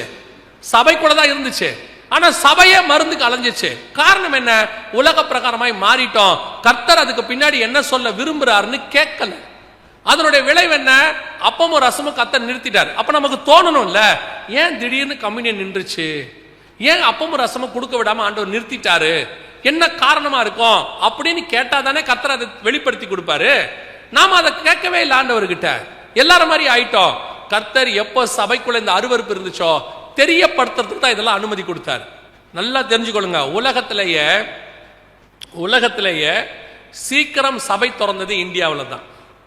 கொரோனாவுக்கு அப்புறம் சீக்கிரம் சபை திறந்தது இந்தியாவில் தான், குறிப்பா தமிழ்நாட்டில் தான். செப்டம்பர் மாசமே சபையெல்லாம் திறக்கிறதுக்கு அனுமதி கொடுத்துட்டாங்க. பல நாடுகள்ல வருஷ கணக்கில் கர்த்தர் அனுமதி கொடுக்கல. கனடாலலாம் 2022, 23 தான் திறந்தாங்க. பல நாடுகளில் 21, 22 தான் திறந்தாங்க. ஆனா நமக்கு 2020 செப்டம்பர்லயே திறப்பதற்கு கர்த்தர் அனுமதி கொடுத்தார். எதுக்கு சொல்றேன்னா, கர்த்தர் உணர்த்துறார். அந்த உணர்த்துறதுக்கு ஏற்ற மாதிரி நம்ம மனம் திரும்பிட்டா கர்த்தர் சபையை மீண்டும் திறக்க அனுமதி கொடுப்பார். நல்லா தெரிஞ்சுக்கொள்ளுங்க, சபைக்குள்ள உலகத்துல எது நடந்தாலும் அதுக்கு பின்னாடி தேவன் என்ன அனுமதிச்சிருக்கிறார்னு போய் ஆண்டவர்கிட்ட கேட்கணும். ரெபேக்காள் வயிற்றுல பிள்ளை ஒன்றோடு ஒன்று மோதி கொண்டது. இப்ப நீங்களா தான் என்ன பண்ணிருப்பீங்க? நம்மளா தான் என்ன பண்ணிருப்போம்? இமிடியேட்டா ஸ்கேன் சென்டர், இமிடியேட்டா டாக்டர், அவருக்கு ஒரு 5000 ரூபாய் ஸ்கேன் எடுக்கணும், 2000 ரூபாய் ஸ்கேன் எடுக்கணும், கைனகாலஜிஸ்ட போய் பார்க்கணும். இல்ல அவரை போய் பார்த்து கடைசியா அவங்க சொல்லுவாங்க ஒன்னும் இல்ல, பிள்ளை பிறண்டு படுத்திருக்குன்னு சொல்ல போறாங்க. இவ்வளவுதான். ஆனா அதுவே கர்த்தர்கிட்ட போனீங்கன்னா, உன் வயிற்றில் 2 சந்ததி உருவாகி இருக்கிறது, மூத்தவன் இளையவனை சேவிப்பான், மொத்த ஹிஸ்டரியும் கர்த்தர் சொல்லி கொடுத்துட்டாரு. ஸ்பிரிச்சுவலா பார்க்கறதுக்கும் வேர்ல்ட்லியா பார்க்கறதுக்கும் இதான் டிஃபரன்ஸ். இதே தான் எல்லாத்திலையும் பார்க்கணும். நாம அப்படி பார்க்கறது இல்ல. இஸ்ரவேல் ஜனங்கள் எப்படி தேசத்துக்குள்ள எல்ஜிபிடி அருவருப்பை அலோ பண்ணாங்களோ அதே மாதிரி சபைக்குள்ள எல்லா அருவருப்பும் வந்துருச்சு. சபை அருவருப்பை விட்டு, சபையை விட்டு அருவருப்பை வெளியே தள்ளணும். இல்ல நடக்காது, அப்படி இல்ல, நம்ம அதெல்லாம் ரொம்ப சகஜம், உலகத்தோட ஒத்து வாழணும், காலத்துக்கு ஏத்த மாதிரி நம்ம மாறணும் எல்லாம் சொன்னீங்கன்னா, ஒரு நாள் கர்த்தர் சபையை விட்டு வெளியே போவார், இன்னொரு நாள் கம்யூனியனை கர்த்தர் நிறுத்தி போட்டார். அதான் நடந்துச்சு. இது 9:4-5 ஓசியாவின் புஸ்தகத்தில் நடைபெற்றது. கர்த்தர் சொன்னபடியே நடந்துச்சு. இப்ப கர்த்தர் கிருபையா திறந்திருக்கிறார். திருப்பி நான் ஒன்னு சொல்லிட்டு அடுத்த பாயிண்ட்டுக்கு போறேன். இது கர்த்தர் கொடுத்திருக்கிற கிருபை. இப்ப இதை விட மோசமான ஒன்று வருகிறது. வெளிப்படுத்துற விசேஷத்துல இருக்கு. ஐநா சபை WHO அனௌன்ஸ் பண்ணியிருக்கிறாங்க. இதை விட மோசமான காரியங்கள் எல்லாம் பூமிக்குள் வந்து கொண்டு இருக்கிறது. உங்களுக்கே தெரியும், நியூஸ்ல பார்த்துக்கிட்டே இருக்கீங்க. பூமியானது மிக மோசமான கண்டிஷனுக்கு போயிட்டு இருக்க. சபை மட்டும் ஒழுங்கா இல்லைன்னா பூமி பாதிக்கப்படும் போது சபையும் பாதிக்கப்படும். எகிப்து முழுக்க வாதை வந்தது, அது இஸ்ரவேல் இருந்த கோசே நாட்டில் மட்டும் வரவில்லைன்னு இருக்கு. அதே மாதிரிதான் திருப்பியும் சொல்றேன், உலகம் முழுக்க வரும். அது தேவ பிள்ளைகள் வீட்டுக்குள் வராதபடி பாதுகாக்க கர்த்தர் வல்லமை உள்ள தேவனாய் இருக்கிறார். இல்லைன்னா உலகத்தோட சேர்ந்து நம்மளும் பாதிக்கப்பட வேண்டி வரும். இப்ப கர்த்தர் கிருபையா நமக்கு தந்திருக்கிறார். இந்த காலகட்டத்தில், இதே காலகட்டத்தில் சில சம்பவங்கள் நடக்கும்னு 2500 வருஷத்துக்கு முன்னாடி ஓசியால கர்த்தர் சொன்னார். அது கொரோனா நேரத்தில் கரெக்டா நடந்துச்சு. வாசிங்க, ஓசியாவின் புஸ்தகம் 12ஆம் அதிகாரம் 1வது வசனத்தை வாசிங்க.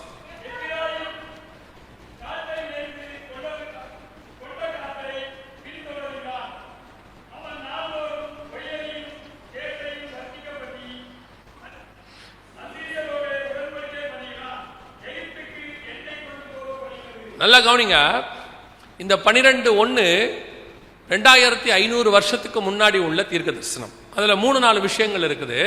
குறிப்பாக அந்த வசனம் சொல்லுது, எப்ராயிம் காற்றை மேய்ந்து கொண்டற் காற்றை பின்தொடருகிறான் அப்படின்னு இருக்குது. காற்றை மேய்தல் என்றால் என்ன? காற்றை மேயறதுனா என்ன?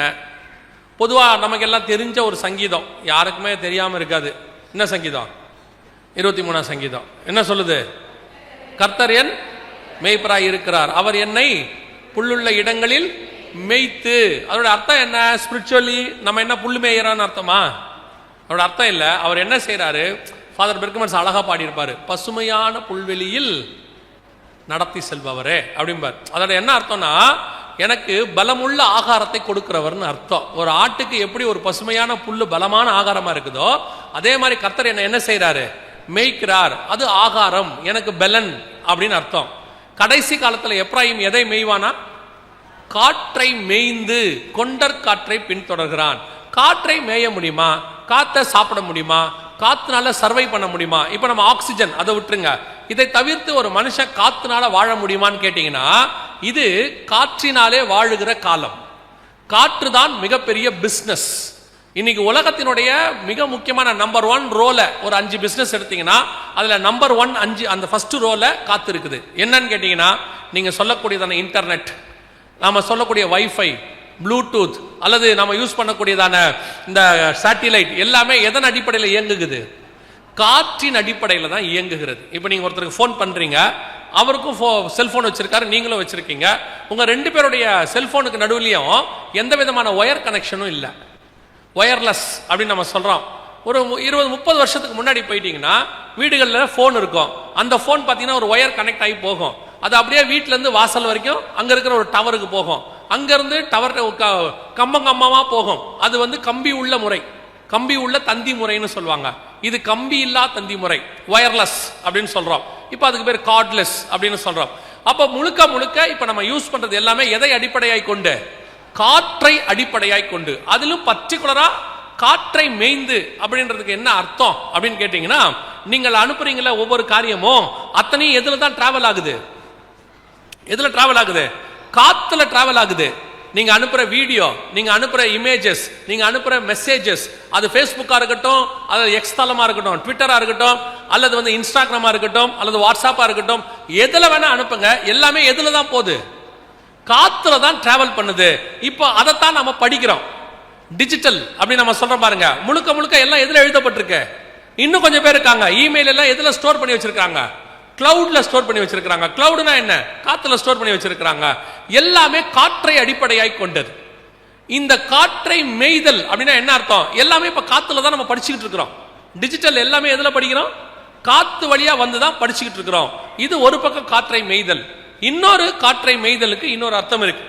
நீங்க அனுப்புற ஒவ்வொரு மெசேஜையும் நீங்க அனுப்புறவர் படிக்கிறாருல்ல, அதே மாதிரி இன்னும் 2 பேர் படிக்கிறாங்க, இன்னும் 2-3 பேர் படிக்கிறாங்க. இது எங்களுக்கு தெரியாதே, நாங்க அனுப்புறவர் தானே படிக்கிறாருன்னு நினைக்கிறோம் அப்படின்னா, நீங்க போன் வாங்கும் போதே பாத்தீங்கன்னு சொன்னா ஒரு 2-3 கேள்வி கேட்பாங்க.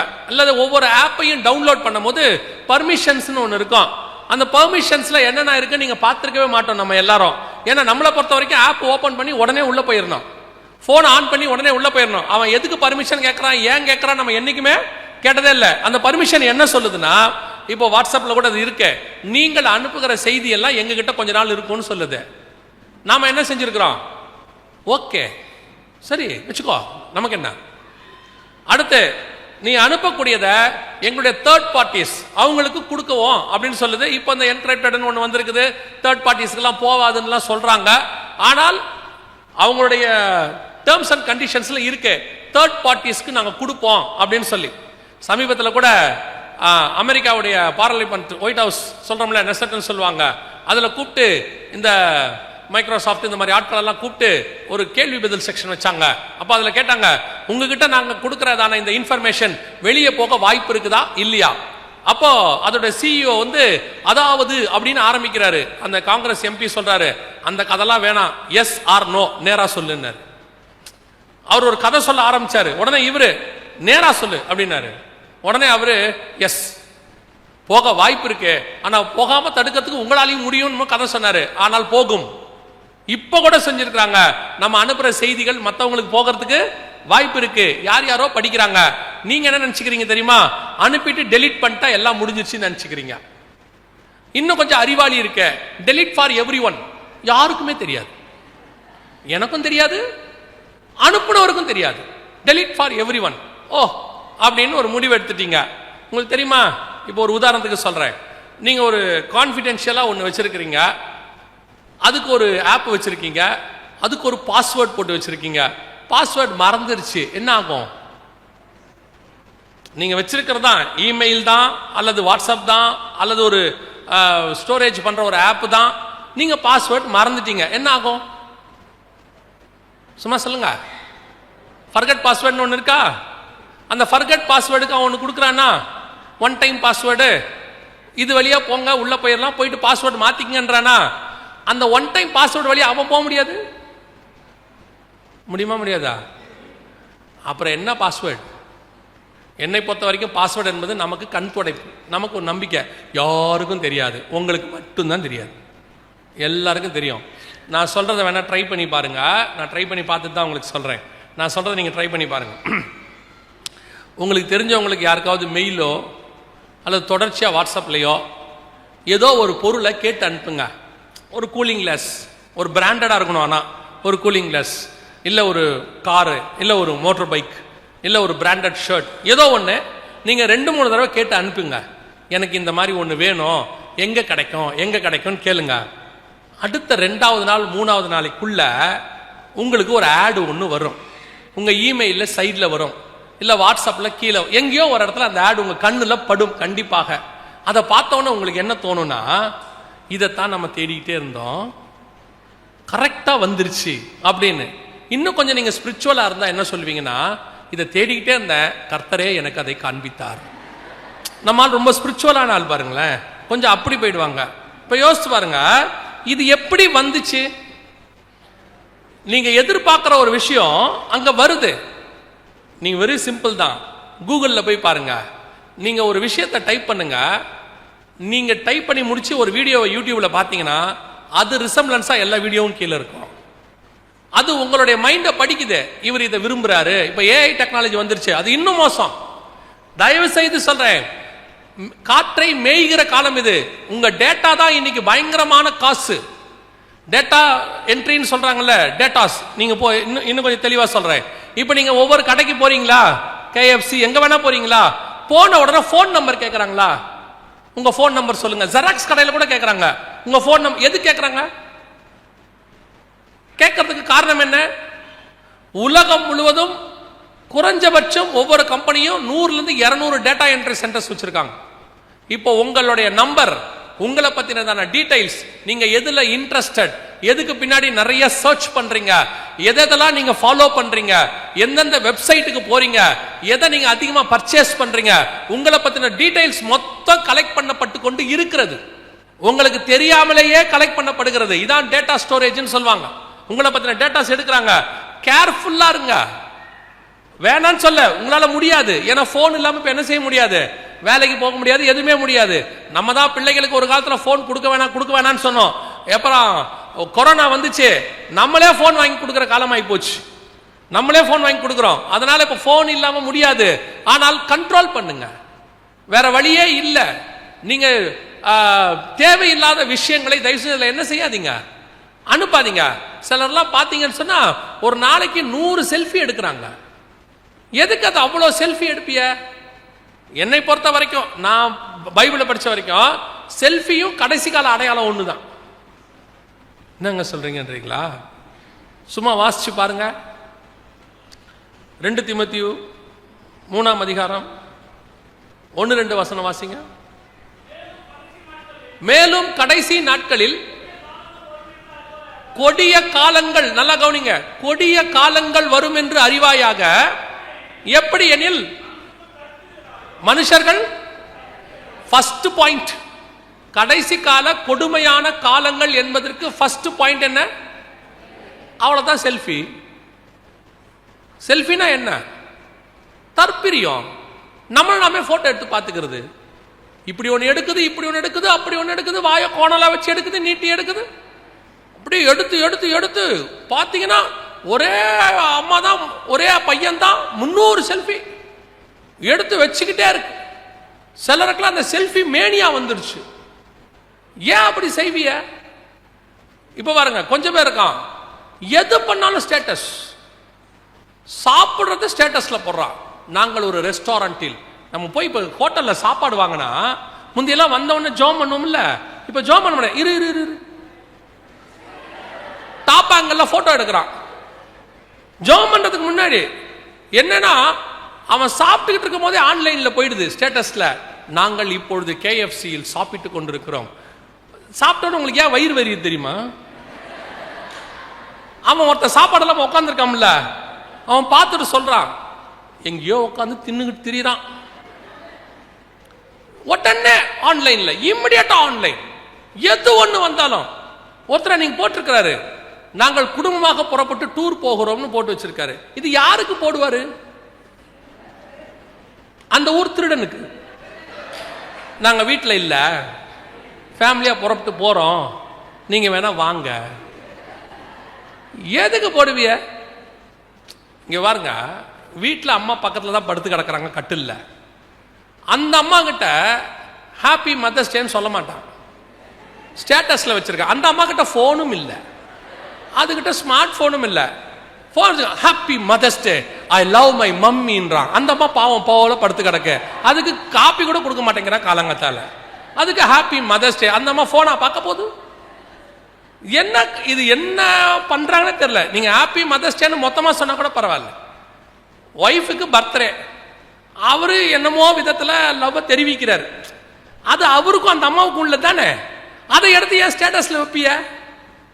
அவன் டென்ஷன் ஆகிறான் பார்த்துட்டு. ஏன் டென்ஷன் ஆகிறான்றது அவன் இஷ்டம். எதுக்கு சொல்றேன், எதை எடுத்தாலும் பப்ளிக் பண்ற காலம் இப்ப ஆகி போச்சு. ஆனால் ஏஐ காலம் வந்துருச்சு, ஏஐ டெக்னாலஜி. உங்களுடைய ஒரு வீடியோ கிடைச்சா போதும், எப்படி வேணாலும் மாற்ற முடியும். உங்க வாய்ஸ் கிடைச்சா போதும், உங்க வாய்ஸை வச்சுக்கிட்டு எப்படி வேணா அருவருப்பா மாற்ற முடியும். இப்போ நம்ம உங்க வாய்ஸே எடுத்துக்கலாம், நீங்க சினிமா பாட்டே பாட மாட்டீங்க, உங்க வாய்ஸை வச்சு சினிமா பாட்டு பாடுற மாதிரி மாறிடலாம். இப்ப பாருங்க, செத்து போனவங்க எல்லாம் மீண்டும் வந்து பாடுற மாதிரி பண்ணி வச்சிருக்காங்க. செத்து போன எத்தனையோ பேர். இப்ப நம்ம ஒரு காலத்துல பைபிள் சொன்னா ஒத்துக்க மாட்டான். நான் சொல்ற வசனத்தை வாசிங்க. என்னைக்கு நம்ம பைபிள் சொல்லுது பாருங்க. வெளிப்படுத்தின விசேஷம் 17ஆம் அதிகாரம் 9ஆம் வசனம் வாசிங்க. 8:8 வாசிங்க. 17:8. நீ கண்ட மிருகம் முன்னே இருந்தது, இப்போது இல்லை, அது பாதாளத்தில் இருந்து ஏறி வந்து. இப்ப இந்த ஏஐ டெக்னாலஜியில் நடக்கிற விஷயத்தையும் இதையும் வச்சு படிச்சு பாருங்க. நீங்கள் கண்டது முன்னே இருந்தது, ஒரு பின்னணி பாடகர் அல்லது ஒரு ஸ்போர்ட்ஸ்மேன் அல்லது ஒரு நடிகர் முன்னாடி இருந்தார், இப்பொழுது இல்லை, திருப்பி அவரை கொண்டாந்தாச்சு. இப்ப திருப்பி அவர் படத்துல பாடுறாரு, இப்ப திருப்பி அவர் கேம் வந்து விளையாடுறாரு. இப்போ ஒரு மிகப்பெரியதான எத்தனையோ மில்லியன் செலவு பண்ணி அமெரிக்கால வந்து ஒரு ப்ரோக்ராம் நடத்த போறாங்க. எல்விஸ் பிரிஸ்லி திருப்பி வந்து பாட போறார் லைவா. அவர் வந்து 1970s இருந்தான ஒரு பாப் மியூசிஷியன், ராக் கொண்டு வந்தவர். அவரை திருப்பி கொண்டு வர போறாங்க.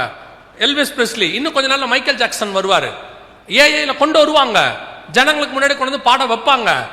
முன்னே இருந்தது, இப்பொழுது இல்லை, அது மீண்டும் ஏறி வருகிறது. டெக்னாலஜி அதுக்கு உதவி செய்ய தொடங்கிருச்சு. அதுக்கு தான் சொல்றேன், ரொம்ப கேர்ஃபுல்லா இருங்க. உங்களுடைய டேட்டாஸ் எவ்வளவுக்கு எவ்வளவு ஆன்லைன்ல இல்லாமல் இருக்கிறதோ அவ்வளவுக்கு நல்லது. உங்களுடைய ஆதார் ஒண்ணு போதும், உங்களை வச்சு என்ன வேணாலும் செய்ய முடியும். ரொம்ப கேர்ஃபுல்லாக இருந்து கொள்ளுங்க. கடைசி காலத்துல காற்றை மேய்கிற காலம் வந்துருச்சு. அந்த 12:1 சொல்லுது, காற்றை மேய்ந்து கொண்டர் காற்றை பின்தொடர்கிறான். அடுத்து அவன் நாள்தோறும் பொய்யையும் கேட்டையும். அவ்வளவுதான். எவ்வளவு என்னைக்கு இருக்கு பாருங்க பைபிள்ல. இந்த மீடியாவை வச்சுக்கிட்டு, காத்த வச்சுக்கிட்டு பொய்யையும் கேட்டையும் என்ன பண்ணுவாங்களா? நாள்தோறும் பொய்யையும் கேட்டையும் வர்த்திக்க பண்ணி. இன்னைக்கு மீடியாவை வச்சுக்கிட்டு டிவி நியூஸ், இந்த வாட்ஸ்அப், ஃபேஸ்புக் வர நியூஸ் எல்லாம் பாருங்க, 2 வகை தான். ஒன்னு பொய், இன்னொன்னு கேடு. ஒன்னு அதுல வரது 50% மேல பொய், இஷ்டத்துக்கு அடிச்சு விடுறான். எது உண்மை எது பொய்னே தெரிய மாட்டேங்குது. அது ஒரு பக்கம். 2வது கேடு. நல்ல விஷயத்தை படிக்க இப்ப ஜனங்கள் என்னவா இல்ல, தயாரா இல்ல. சென்சேஷனல் நியூஸ்ன்ட்டான். அதுக்கு வர்ற விஷயம் எல்லாம் வித்தியாசமா கொடுமையான விஷயம். அப்படி போட்டா தான் நீங்களும் பாப்பீங்கன்ற மாதிரி வந்துருச்சு. நல்லா யோசிச்சு பாருங்க. ஒரு வசனத்தை நீங்க ஃபார்வர்ட் பண்ணுங்க, எவ்வளவு ஸ்லோவா போகுதுன்னு பாருங்க. ஒரு தப்பான விஷயத்தை நீங்க பண்ணி பாருங்க, ஒரு நெகட்டிவான விஷயத்தை, இல்ல ஒரு யாரை பத்தியாவது ஒரு மோசமானவர்னு நீங்க போடுங்க, எவ்வளவு வைரலா போகுதுன்னு நீங்க பாருங்க. இன்னைக்கு இதான் காலம். பொய்யையும் கேட்டையும் வர்த்திக்க பண்ணுகிற காலம். காற்றின் வழியாக ஓசியா புஸ்தகம் 12ஆம் அதிகாரம் 1ஆம் வசனத்துல கர்த்தர் சொன்னது நம்ம காலத்துல நடந்துகிட்டு இருக்குது. இப்போ ஒரு சிலருக்குலாம் ஒரு ஊழியம் இருக்கு, நல்ல ஊழியம் பண்ணிட்டு இருக்காங்க. என்ன ஊழியம் தெரியுமா? Forward ministry. அதுக்கு பேர் என்னது? எல்லாத்தையும் ஃபார்வர்ட் பண்றது. ஏன் பண்றோம், எதுக்கு பண்றோம், அதுல என்ன இருக்கு ஒன்னும் தெரியாது. வந்த உடனே அது உண்மையா பொய்யா ஆராய்ந்து கூட பார்க்கறது இல்ல.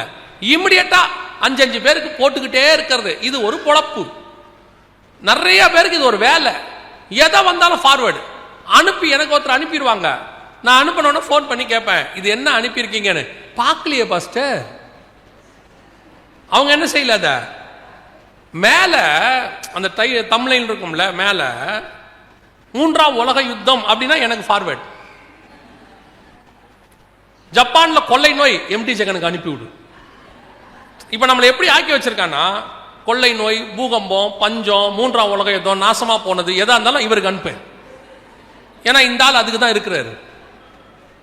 ஒரு குரூப் இருக்கு, எனக்கு அனுப்புறது மட்டும் இல்ல, அப்படியே ஃபார்வர்ட். எது எடுத்தாலும் ஃபார்வர்ட். ஏதாவது ஒரு ஊழியக்காரனை பத்தி வீடியோ போடட்டும், உடனே ஃபார்வர்ட் போட்டு பாத்தியா அந்த வீடியோவை. ஏன்னா அந்த வீடியோ போட்டவர் பிபிசி நிருபர். இவங்க நம்பிக்கை. அவர் எங்க போய் உட்காந்து கேட்க போறான்? அவன் எவன் சொன்னதையோ கேட்டிருப்பான், அது அவன் காதுக்கு வந்திருக்கும், அதை எடுத்து போடுறான். அது உண்மையா பொய்யா? அன்னைக்கு ஒருத்தர் வீடியோ போட்டு வச்சிருக்கிறார்.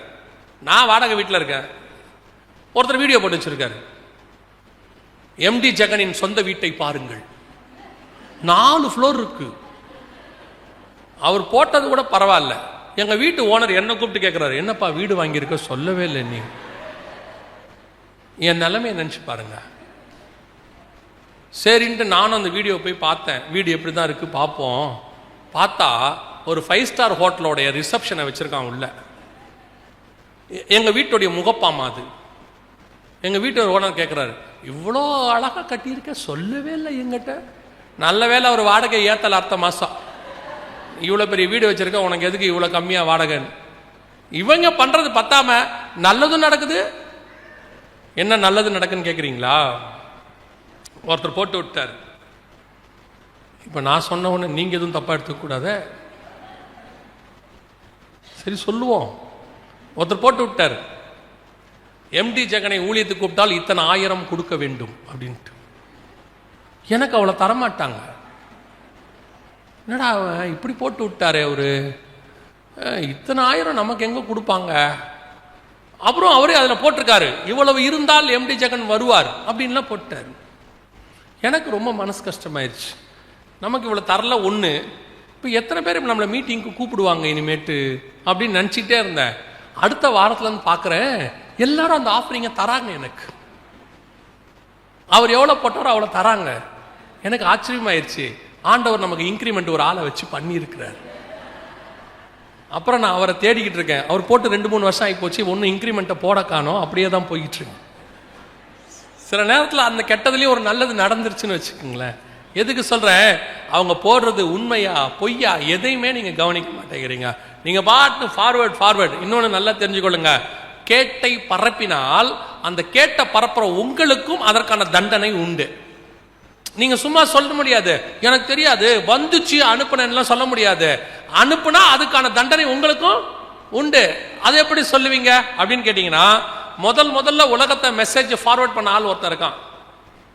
ஃபர்ஸ்ட் யாருன்னு கேட்டீங்கன்னா, நோவாவுடைய 3வது பையன் காம். அவன் ஒரு செய்தியை பார்த்தான், அந்த செய்தியை போய் ஃபார்வர்ட் பண்றான். அடுத்த 2 பேருக்கு ஃபார்வர்ட் பண்ணான். அவங்களுடைய அண்ணன் தம்பி 2 பேருக்கு, ஆனா 2 அண்ணனுங்களுக்கு என்ன பண்றான், ஃபார்வர்ட் பண்றான். ஃபார்வர்ட் பண்ணி முடிச்சாச்சு. அவங்க 2 பேரும் ஃபார்வர்ட் பண்ணல, அதான் ரொம்ப முக்கியம். அவங்க வேற யாருக்கு என்ன பண்ணல, ஃபார்வர்ட் பண்ணல. பின்னாடியே போய் அந்த மெசேஜ் அதோட போட்டு மூடிட்டாங்க. ஃபார்வர்ட் பண்ண வேண்டிய மெசேஜ் என்ன பண்ணிட்டாங்க, மூடிட்டாங்க. இப்ப நோவா எழுந்திருச்சாரு. ஃபார்வர்ட் பண்ணவனுக்கு சாபம், மூடினவனுக்கு ஆசீர்வாதம். கர்த்தர் எப்பொழுதுமே நிர்வாணத்தை மூடுகிறவராக இருக்கிறார். அவருக்கு தெரியும் பாவம் செய்யாதவங்க ஒருத்தனும் இல்ல. உங்க பாவத்தை பத்தி ஒருத்தன் பேசுறானே அவனும் பரிசுத்தவான் இல்லை. அவன் யார பேசுறானோ அவனும் பரிசுத்தவான் இல்லை. இங்கே ஒரே ஒரு பரிசுத்தவான் இருக்கிறார், அவர் தான் ஆண்டவராகிய இயேசு கிறிஸ்து ஒருத்தர் மட்டும். வேற யாரையும் பேசுற அதிகாரத்தை கர்த்தர் உங்களுக்கு என்ன செய்யல, கொடுக்கல. என்ன முன்னாடி உட்காந்து சர்ச்சுக்குள்ள பேசிக்கிட்டு இருந்திய, இப்போ கொஞ்சம் போன்ல பேசுறிய, அவ்வளவுதான். கொஞ்சம் டிஜிட்டலி டெவலப் ஆயிட்டிய. சர்ச்சுக்குள்ள உட்காந்து பேசுவீங்க, இவர் 1000 செய்தி கொடுத்துட்டு இருப்பாரு, நீங்க அங்க உட்காந்து பேசிட்டு இருப்பீங்க. அந்த சிஸ்டரை பத்தி உனக்கு தெரியுமா, அந்த பொண்ணை பத்தி உனக்கு தெரியுமான்னு பேசுவிய. இப்ப கொஞ்சம் ஃபார்வர்ட் ஆகி போன்லயே அனுப்புறீங்க, அவ்வளவுதான். எதை பேசினாலும் சரி, கேடையும் பொய்யையும் பரப்புறவனுக்கு ஒரு நாளும் ஆசீர்வாதம் கிடையாது. அதுக்கு பதிலாக ஆண்டவர் ஒண்ணே பரப்ப சொன்னார். என்ன பரப்ப சொன்னார் தெரியுமா, நீங்கள் போய் சகல ஜாதிகளுக்கும் சுவிசேஷத்தை பிரசங்கிங்கள். நீங்க ஃபார்வர்ட் பண்ண வேண்டிய மெசேஜ் எதுன்னு கேட்டா காஸ்பல். ஆண்டவரை பத்தி சொல்லுங்க. ஆண்டவரை பத்தி சொல்லி ஒருத்தன் ரட்சிக்கப்பட்டானா அந்த கணக்கை கர்த்தர் உங்களுடைய அக்கௌண்ட்ல வச்சுப்பார் பரலோகத்துல. உங்க கணக்குல அது வந்துடும். ஒருவேளை நீங்க பொய்ய பரப்பி ஒருத்தன் இடர்ல அடைஞ்சிட்டான்னு வச்சுக்கோங்க, இடர்ல உண்டாக்குறவனுக்கு ஐயோன்னு இருக்குது. இன்னிலிருந்து ஒரு முடிவெடுங்க, நான் இந்த மாதிரி தேவையில்லாத மெசேஜ்லாம் என்ன செய்ய மாட்டேன், ஃபார்வர்ட் பண்ண மாட்டேன்னு. அப்படி முடிவெடுக்கிறவங்களா ஒரு அல்லேலூயா சொல்லுங்க பார்ப்போம்.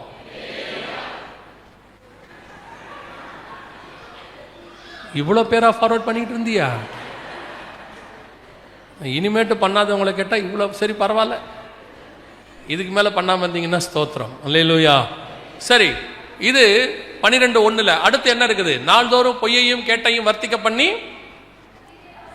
அசிரியரோடு கூட இஸ்ரேல் யாரோட கூட உடன்படிக்கை பண்ணுமா? இங்க பாருங்க, அந்த தீர்க்க தரிசனம் நிறைவேறிடுச்சு. கவனிங்க, இது 2021 ஆபிரகாம் அக்கார்ட். கிட்டத்தட்ட 2000 வருஷமா நடந்த முதல் அக்ரிமெண்ட்.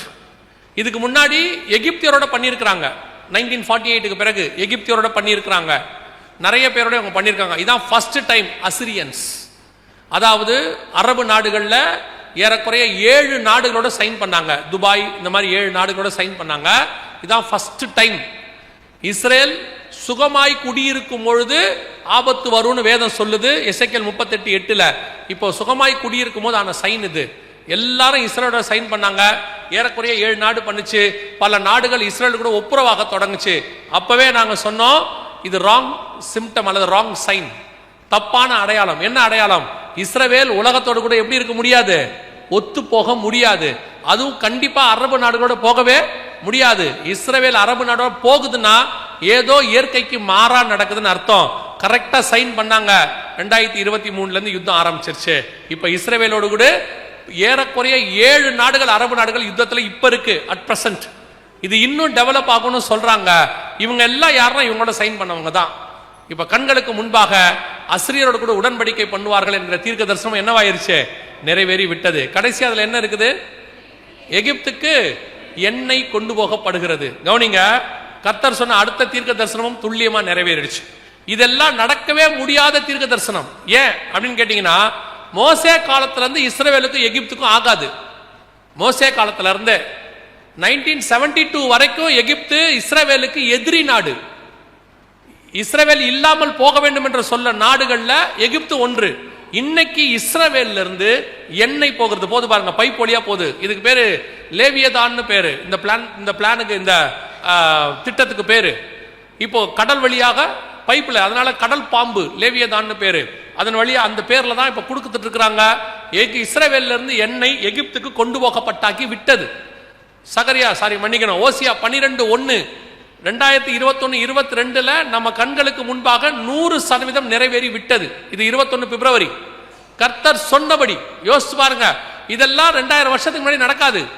1948 நடக்காது, 2000 நடக்காது. ஆனா 2021 நடந்துருச்சு.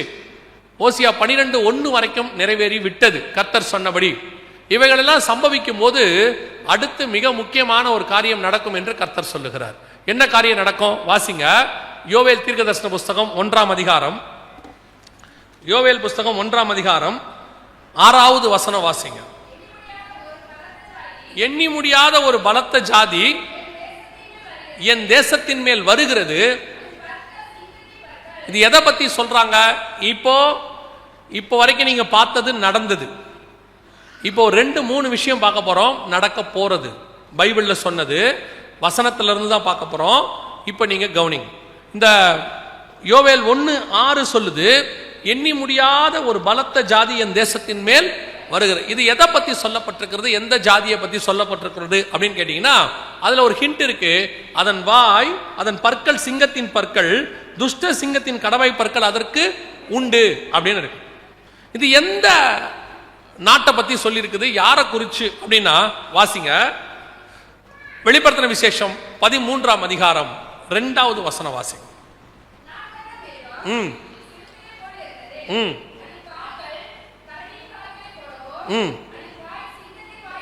என்ன வாய்?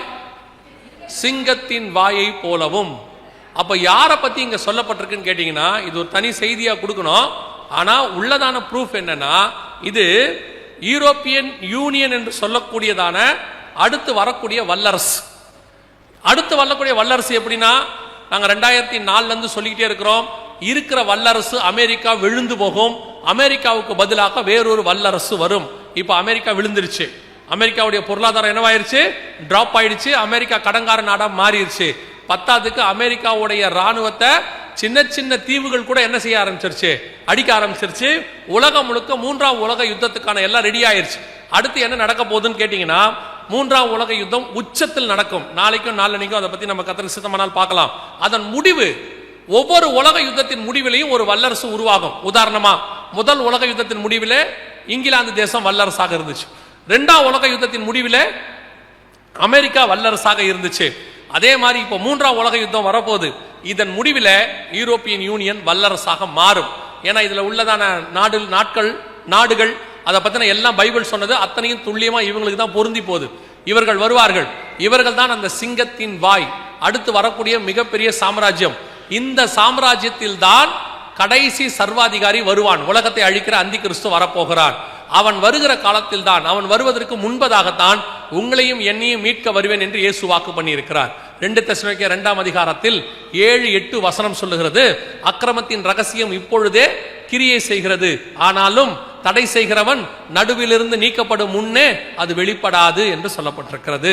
இப்பவே அந்த ஆட்சிக்கான எல்லாம் நடக்குது. நடுவிலிருந்து ஒன்று நீக்கப்படணும். அது நீக்கப்பட்டுட்டா இந்த ஆட்சி வரும் என்று வேதம் சொல்லுது. நடுவிலிருந்து நீக்கப்பட வேண்டியது நீங்களும் நானும் தான். இந்த சபை எடுத்துக்கொள்ளப்பட்ட பின் இந்த ஆட்சி பூமியில 7 வருஷம் நடக்கும். இவங்களுடைய ஆட்சி உக்கிரமா நடக்கும். அந்த 7 வருஷத்துல கடைசியாய் வரக்கூடிய சர்வாதிகாரி தான் உலகத்தை அழிக்க வரக்கூடிய அந்தி கிறிஸ்து என்று வேதம் சொல்லுது. ஆன்டி கிரைஸ்ட் என்று சொல்வார்கள். அவன் வருவதற்கு முன்பதாக சபை நீக்கப்படணும். கரெக்டா பாருங்க, 1:6 இதை பத்தி சொல்லப்பட்டிருக்கு. இதை சொன்ன உடனே அந்த 1ஆம் அதிகாரத்திலிருந்து யோசியால அப்படி ஒரு வசனமே இல்ல. ஓசியால இப்ப நம்ம பார்க்கக்கூடிய வசனமே இல்ல. யோவேல்ல ஒரு தடவைக்கு 3 தடவை அதை ஆண்டவர் சொல்றாரு. 1ஆம் அதிகாரம் 15வது வசனம் வாசிங்க. அந்த நாளின் நிமித்தம் ஐயோ, கர்த்தருடைய நாள் சமீபமா இருக்க. நம்பர் 1. 2ஆம் அதிகாரம் 1வது வசனம் வாசிங்க.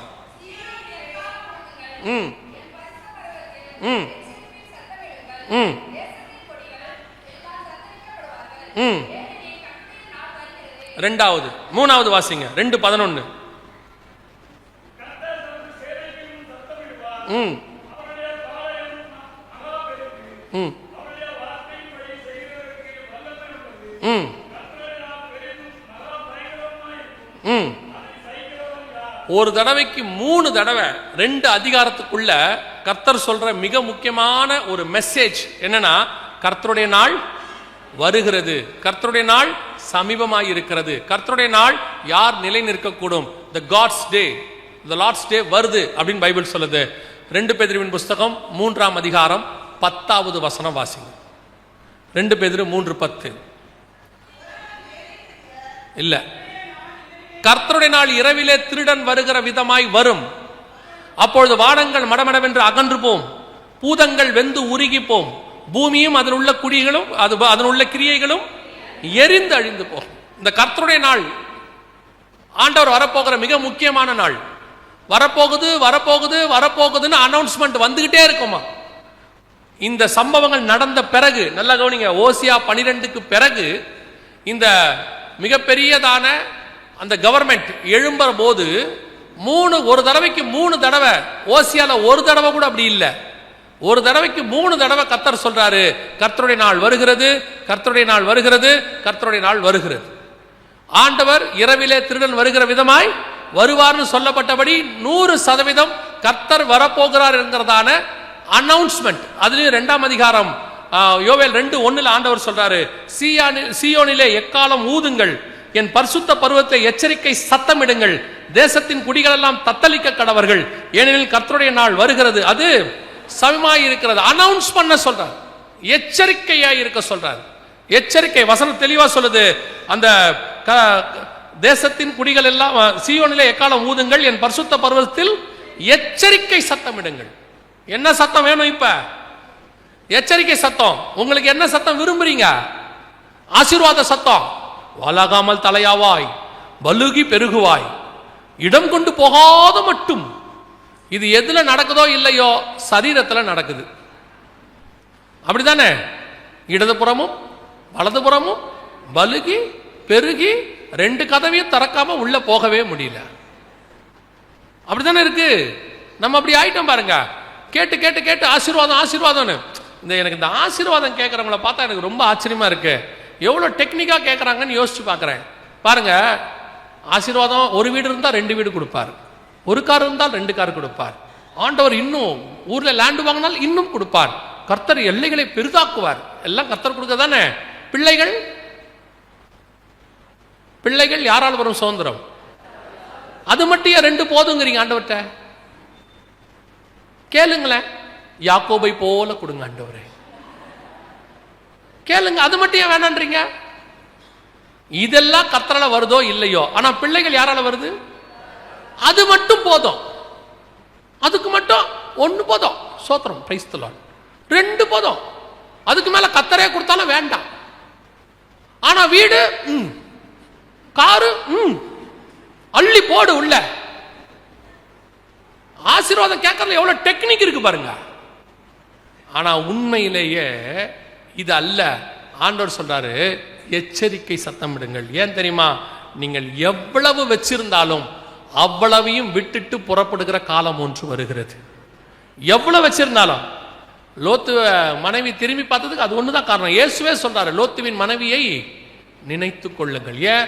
ரொம்ப வச்சிருந்தா திரும்பி பார்க்கிற அனுபவம் வரும். போதும் என்ற மனதனுடைய தெய்வ பக்தி இருந்தா கவலையே இருக்காது. நம்ம பாட்டு போயிட்டே இருப்போம். பாத்திரத்தில் கொஞ்சோண்டு சாப்பாடு இருந்தால் ஃப்ரிட்ஜை பற்றி கவலையே வராது. சாப்பாடு மிச்சமானதானே ஃப்ரிட்ஜை பற்றி கவலை வரும். ஆமா தானே? அவ்வளோதான். நமக்கு எவ்வளோ தேவையோ அவ்வளோ கத்துட்டு இருந்தா எச்சரிக்கை சத்தத்துக்கு தான் நம்ம செவி கொடுப்போம். இப்பவும் சொல்றேன், வெகு சீக்கிரத்தில் ஆண்டவர் வரப்போகிறார். சரி, இவ்வளவும் இருக்கு. கர்த்தருடைய சபை எடுத்துக்கொள்ளப்படுதல், ரகசிய வருகையை பற்றி பழைய ஏற்பாட்டில் இருக்குதான்னு கேட்டீங்கன்னா, இதே யோவேல் புஸ்தகத்தில் 3 தடவை கர்த்தருடைய நாள் வருகிறது வருகிறதுன்னு சொல்லிட்டு கர்த்தர் அந்த இடத்துல வருகையை பற்றி ஒன்று சொல்றார். வாசிங்க, முடிக்கலாம். 2ஆம் அதிகாரம் 16வது வசனத்தை வாசிங்க.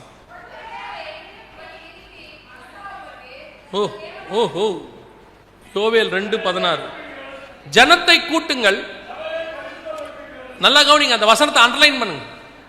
வசனத்தை அண்டர்லைன் பண்ணி வச்சுங்க. ஜனத்தை கூட்டுங்கள், சபையை பரிசுத்தப்படுத்துங்கள், முதியோரை சேருங்கள், பிள்ளைகளையும் பாலுண்ணுகிற குழந்தைகளையும் கூட்டுங்கள்.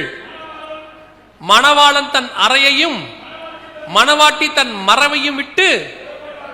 பெர்ஃபெக்ட்டான வேர்ட். கொரோனாவுக்கு அப்புறம் இதெல்லாம் நடந்துகிட்டே இருக்குது. ஜனத்தை கூட்டுங்கள். இப்ப நம்ம எல்லாரையும் ஆண்டவர் கூட்டி வச்சிருக்கிறார். எதுக்கு? ஜனத்தை எதுக்கு கூட்ட சொல்றாரு? அந்த வசனத்தை பாருங்க. என்னையே பார்த்தா எப்படி? ஜனத்தை கூட்டுங்கள். சபையை எதுக்கு கூடி வந்திருக்கீங்க? பரிசுத்தமாவதுக்கு. எதுக்காக கேட்டீங்கன்னா, கர்த்தர் தன் அறையையும் மணவாளன் தன் அறையையும் மணவாட்டி தன் மறைவையும் விட்டு புறப்படுவார்களாக. மணவாளனுடைய அறைனா என்ன? ஆண்டவர் எங்க உட்கார்ந்து இருக்கிறாரு? பிதாவின் வலது பாரசத்துல. இங்கிலீஷ்ல ஒரு டிரான்ஸ்லேஷன்ல இருக்கு, he is in the father's chamber ன்னு இருக்கு. அவர் கர்த்தருடைய தேவனுடைய அறையில் இருக்கிறார். அங்கிருந்து அவர் புறப்படுவாராம். இன்னொரு பக்கம் மணவாட்டி தன் மறைவையும் விட்டு. எந்த மறைவு? உன்னத பாட்டு சொல்லுது, கண்மலையின் வெடிப்புகளிலும் சிகரங்களின் மறைவிடங்களிலும் தங்கியிருக்கிற என் புறாவே. 2ஆம் அதிகாரத்தில் இருக்கு. கண்மலையின் வெடிப்புகளிலும் சிகரங்களின் மறைவிடங்களிலும் தங்கியிருக்கிற என் புறாவே உன் முகரூபத்தை காண்பி. மணவாட்டியை பார்த்து கர்த்தர் சொல்றாரு, சிகரங்களின் மறைவிடங்களில் தங்கி இருக்கிற புறா.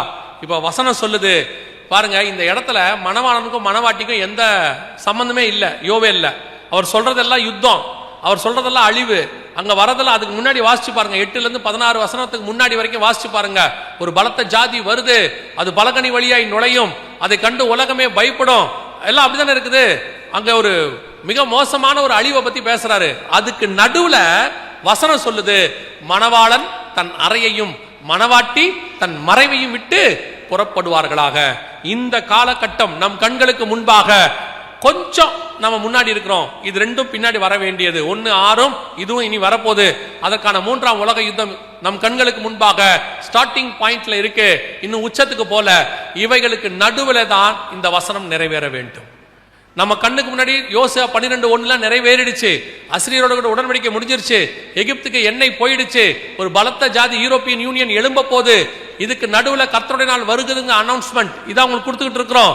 அதுக்கு நடுவுல தான் வசனம் சொல்லுது, இயேசு வரப்போகிறார். மணவாளன் தன் அறையை விட்டு வரப்போகிறார். மணவாட்டி தன் மறைவை விட்டு புறப்பட போகிறார்.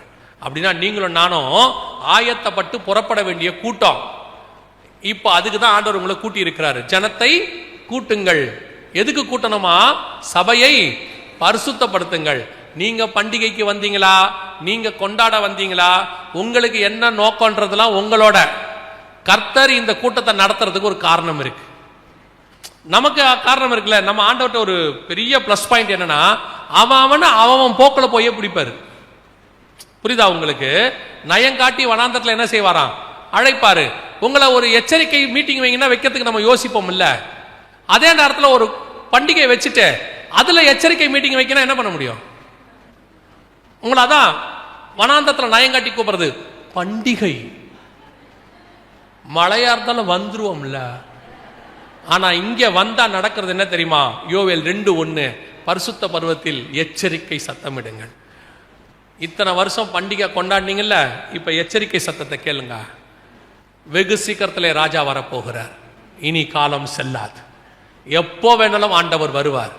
அவர் சொன்ன எல்லா அடையாளங்களும் நம் கண்களுக்கு முன்பாக துல்லியமாய் நிறைவேறிக்கிட்டு இருக்கு. மணவாட்டி புறப்பட்டு போகணும்னா அதுக்கு முன்னாடி 2 காரியத்தை செய்யணும். ஜனத்தை கூட்டுங்கள், கூட்டியாச்சு. சபையை பரிசுத்தப்படுத்துங்கள். இனி பரிசுத்தம் அடைய வேண்டிய காலகட்டம் தான் பாக்கி. ராஜாவை சந்திக்கிறதுக்கு முன்னாடி ராஜகுமாரத்தை என்ன செய்வாளாம்? தன்னை அலங்கரித்து கொள்வார்.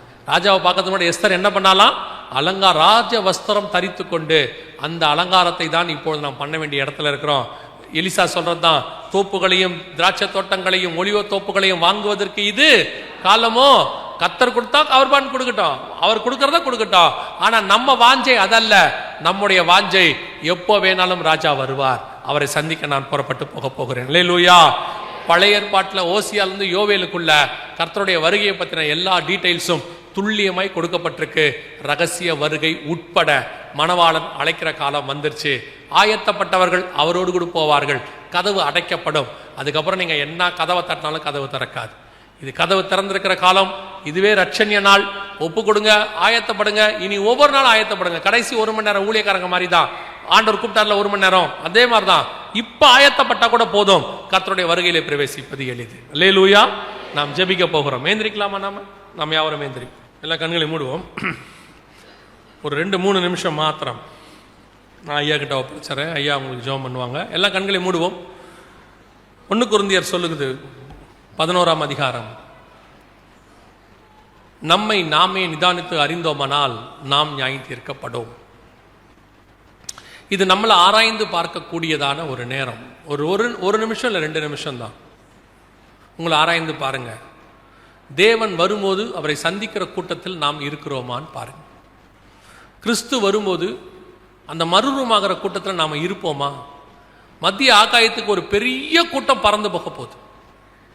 அநேக திருச்சபைகள்ல இருந்து அநேக பரிசுத்தவான்கள் மறுரூபமாகி வருவாங்க. அந்த கூட்டத்தில் நீங்கள் நானும் இருப்போமா? அவ்வளவுதான் கேள்வி. உங்க இருதயத்தில் உங்களுக்குள்ளேயே இல்ல, எனக்கு இன்னென்ன காரியங்கள் இன்னும் பலகீனங்கள் இருக்கு, நான் துணிகரமா இந்த காரியங்களை இன்னும் செஞ்சுக்கிட்டு இருக்கிறேன், கர்த்தருக்கு பிரியமில்லைன்னு தெரிஞ்சும் நான் செய்யறேன், ஒரு சிலர் செய்யக்கூடாதுன்னு நினைக்கிறேன் ஆனா பலவீனப்பட்டுறேன், செஞ்ச பிறகு எனக்கு அது பாவமா தோணுது, திருப்பி செய்யக்கூடாதுன்னு தீர்மானம் பண்றேன், கொஞ்ச நாள் ஒழுங்கா இருக்கிறேன், திருப்பி விழுந்து போறேன், என்னால கிறிஸ்துவுக்குள்ள நிற்க முடியல அப்படின்னு சொன்னா, இன்னைக்கு ஆண்டவர் உங்களை பலப்படுத்த விரும்புகிறார். உன் பலவீனங்களில் அவருடைய பலன் பூரணமாய் விளங்கும். நாம் ஒப்பு கொடுத்து ஜெபம் பண்ண போகிறோம். நான் இன்னும் ஆயத்தப்படலை, கிறிஸ்து என் கூட பேசி இருக்கிறாரு, நானும் என் வீட்டாரும் ஆயத்தப்பட வேண்டும்னு தீர்மானிக்கிறோம். இனி ஒவ்வொரு நாளும் தேவ சமூகத்தில் கொஞ்ச நேரமாவது வீட்டில் நாங்கள் உட்காருவோம், உட்காந்து செபிப்போம், ஆயத்தப்படுவோம், பிள்ளைங்க தலைமையில கை வச்சு நாங்கள் ஜெபம் பண்ணுவோம், ஃபேமிலியாக பைபிள் வாசிப்போம், ஒரு அரை மணி நேரமாவது ஆண்டவருக்கு நாங்கள் நேரம் கொடுக்க போகிறோம். கிறிஸ்து வருகிற காலம் நெருங்கிடுச்சு, இனி சொற்ப காலம்தான் இருக்கு, அதுக்குள்ள ஆயத்தப்படுகிற கூட்டத்தில் நானும் என் வீட்டாரும் இருக்கணும் அப்படின்னு கர்த்தர் உங்களுக்குள்ள ஏவுனா நீங்க தீர்மானிச்சா உங்க கரங்களை ஆண்டவருக்கு நேராக உயர்த்தி ஒப்பு கொடுத்து ஜெபம் பண்ணுங்க பார்ப்போம். கர்த்தர் வரும்பொழுது நாங்கள் அவரை சந்திக்கிற கூட்டத்தில் காணப்பட வேண்டும். நல்ல கரங்களை வைத்து ஜெபம் பண்ணுங்க. அது உங்களுக்கும் கர்த்தருக்கும் உள்ளது. அதுக்கு தான் இந்த கூட்டங்கள்லாம். இங்க நிக்கிறவங்க யாரும் பூரண பரிசுத்தவான்னு ஒருத்தர் கூட கிடையாது. பூரண பரிசுத்தவான் ஆயிட்டா பூமியில இடமும் கிடையாது. நாம எல்லாரும் ஒருமனப்படுவோம். ஒருவேளை உங்களுக்குள்ள அப்படிப்பட்ட காரியங்கள் காணப்படுமானால் இன்னைக்கு ஒப்பு கொடுத்து ஜெபம் பண்ணுங்க. ஆண்டவர் பாவங்களை அறிக்கை செய்து விட்டு விடுகிறவனை கர்த்தர் இரக்கம் பெறுவான வேதம் சொல்லுது. கர்த்தர் மன்னிக்க வல்லமை உள்ளவராய் இருக்கிறார். அவைகளை மறைக்கிறவன் தான் வாழ்வடைய மாட்டான். ஒப்பு கொடுப்போமா தேவ சமூகத்துல? சர்வ வல்லமை உள்ள எங்கள் தகப்பனே, அருமையான மாலை வேளைக்காக உமக்கு நன்றி. வந்த இவ்வளவு ஜனங்களுக்காக உமக்கு ஸ்தோத்திரம். ஒவ்வொருத்தரோட நீர் பேசின தயவுக்காக ஸ்தோத்திரம். இதை ஒப்பு கொடுத்து ஆயத்தப்படணும்னு தீர்மானிச்சு நானும் என் குடும்பமும் பரலோகத்துக்கு போகணுங்கிற எண்ணத்தோடு கூட நோவா பேழைக்குள் குடும்பத்தோடு பிரவேசித்தது போல நீர் வரும்பொழுது குடும்பமாக வருகையில பிரவேசிக்க கர்த்தர் கிருபை தருவீராக. உடைய மகிமையுள்ள கரத்தில் எங்களை தாழ்த்துகிறோம். எங்களுக்கு விரோதமாய் உருவாக்கப்படுகிற ஆயுதங்கள் வாய்க்காதே போகட்டும் என்று கட்டளை கொடுக்க நீர் மாத்திரம் மகிமைப்படுவீராக. எங்கள் ஆண்டவர் இயேசு கிறிஸ்துவின் நாமத்தில் ஒப்பு கொடுத்து ஜெபிக்கிறோம் எங்கள் ஜீவனுள்ள நல்ல பிதாவே.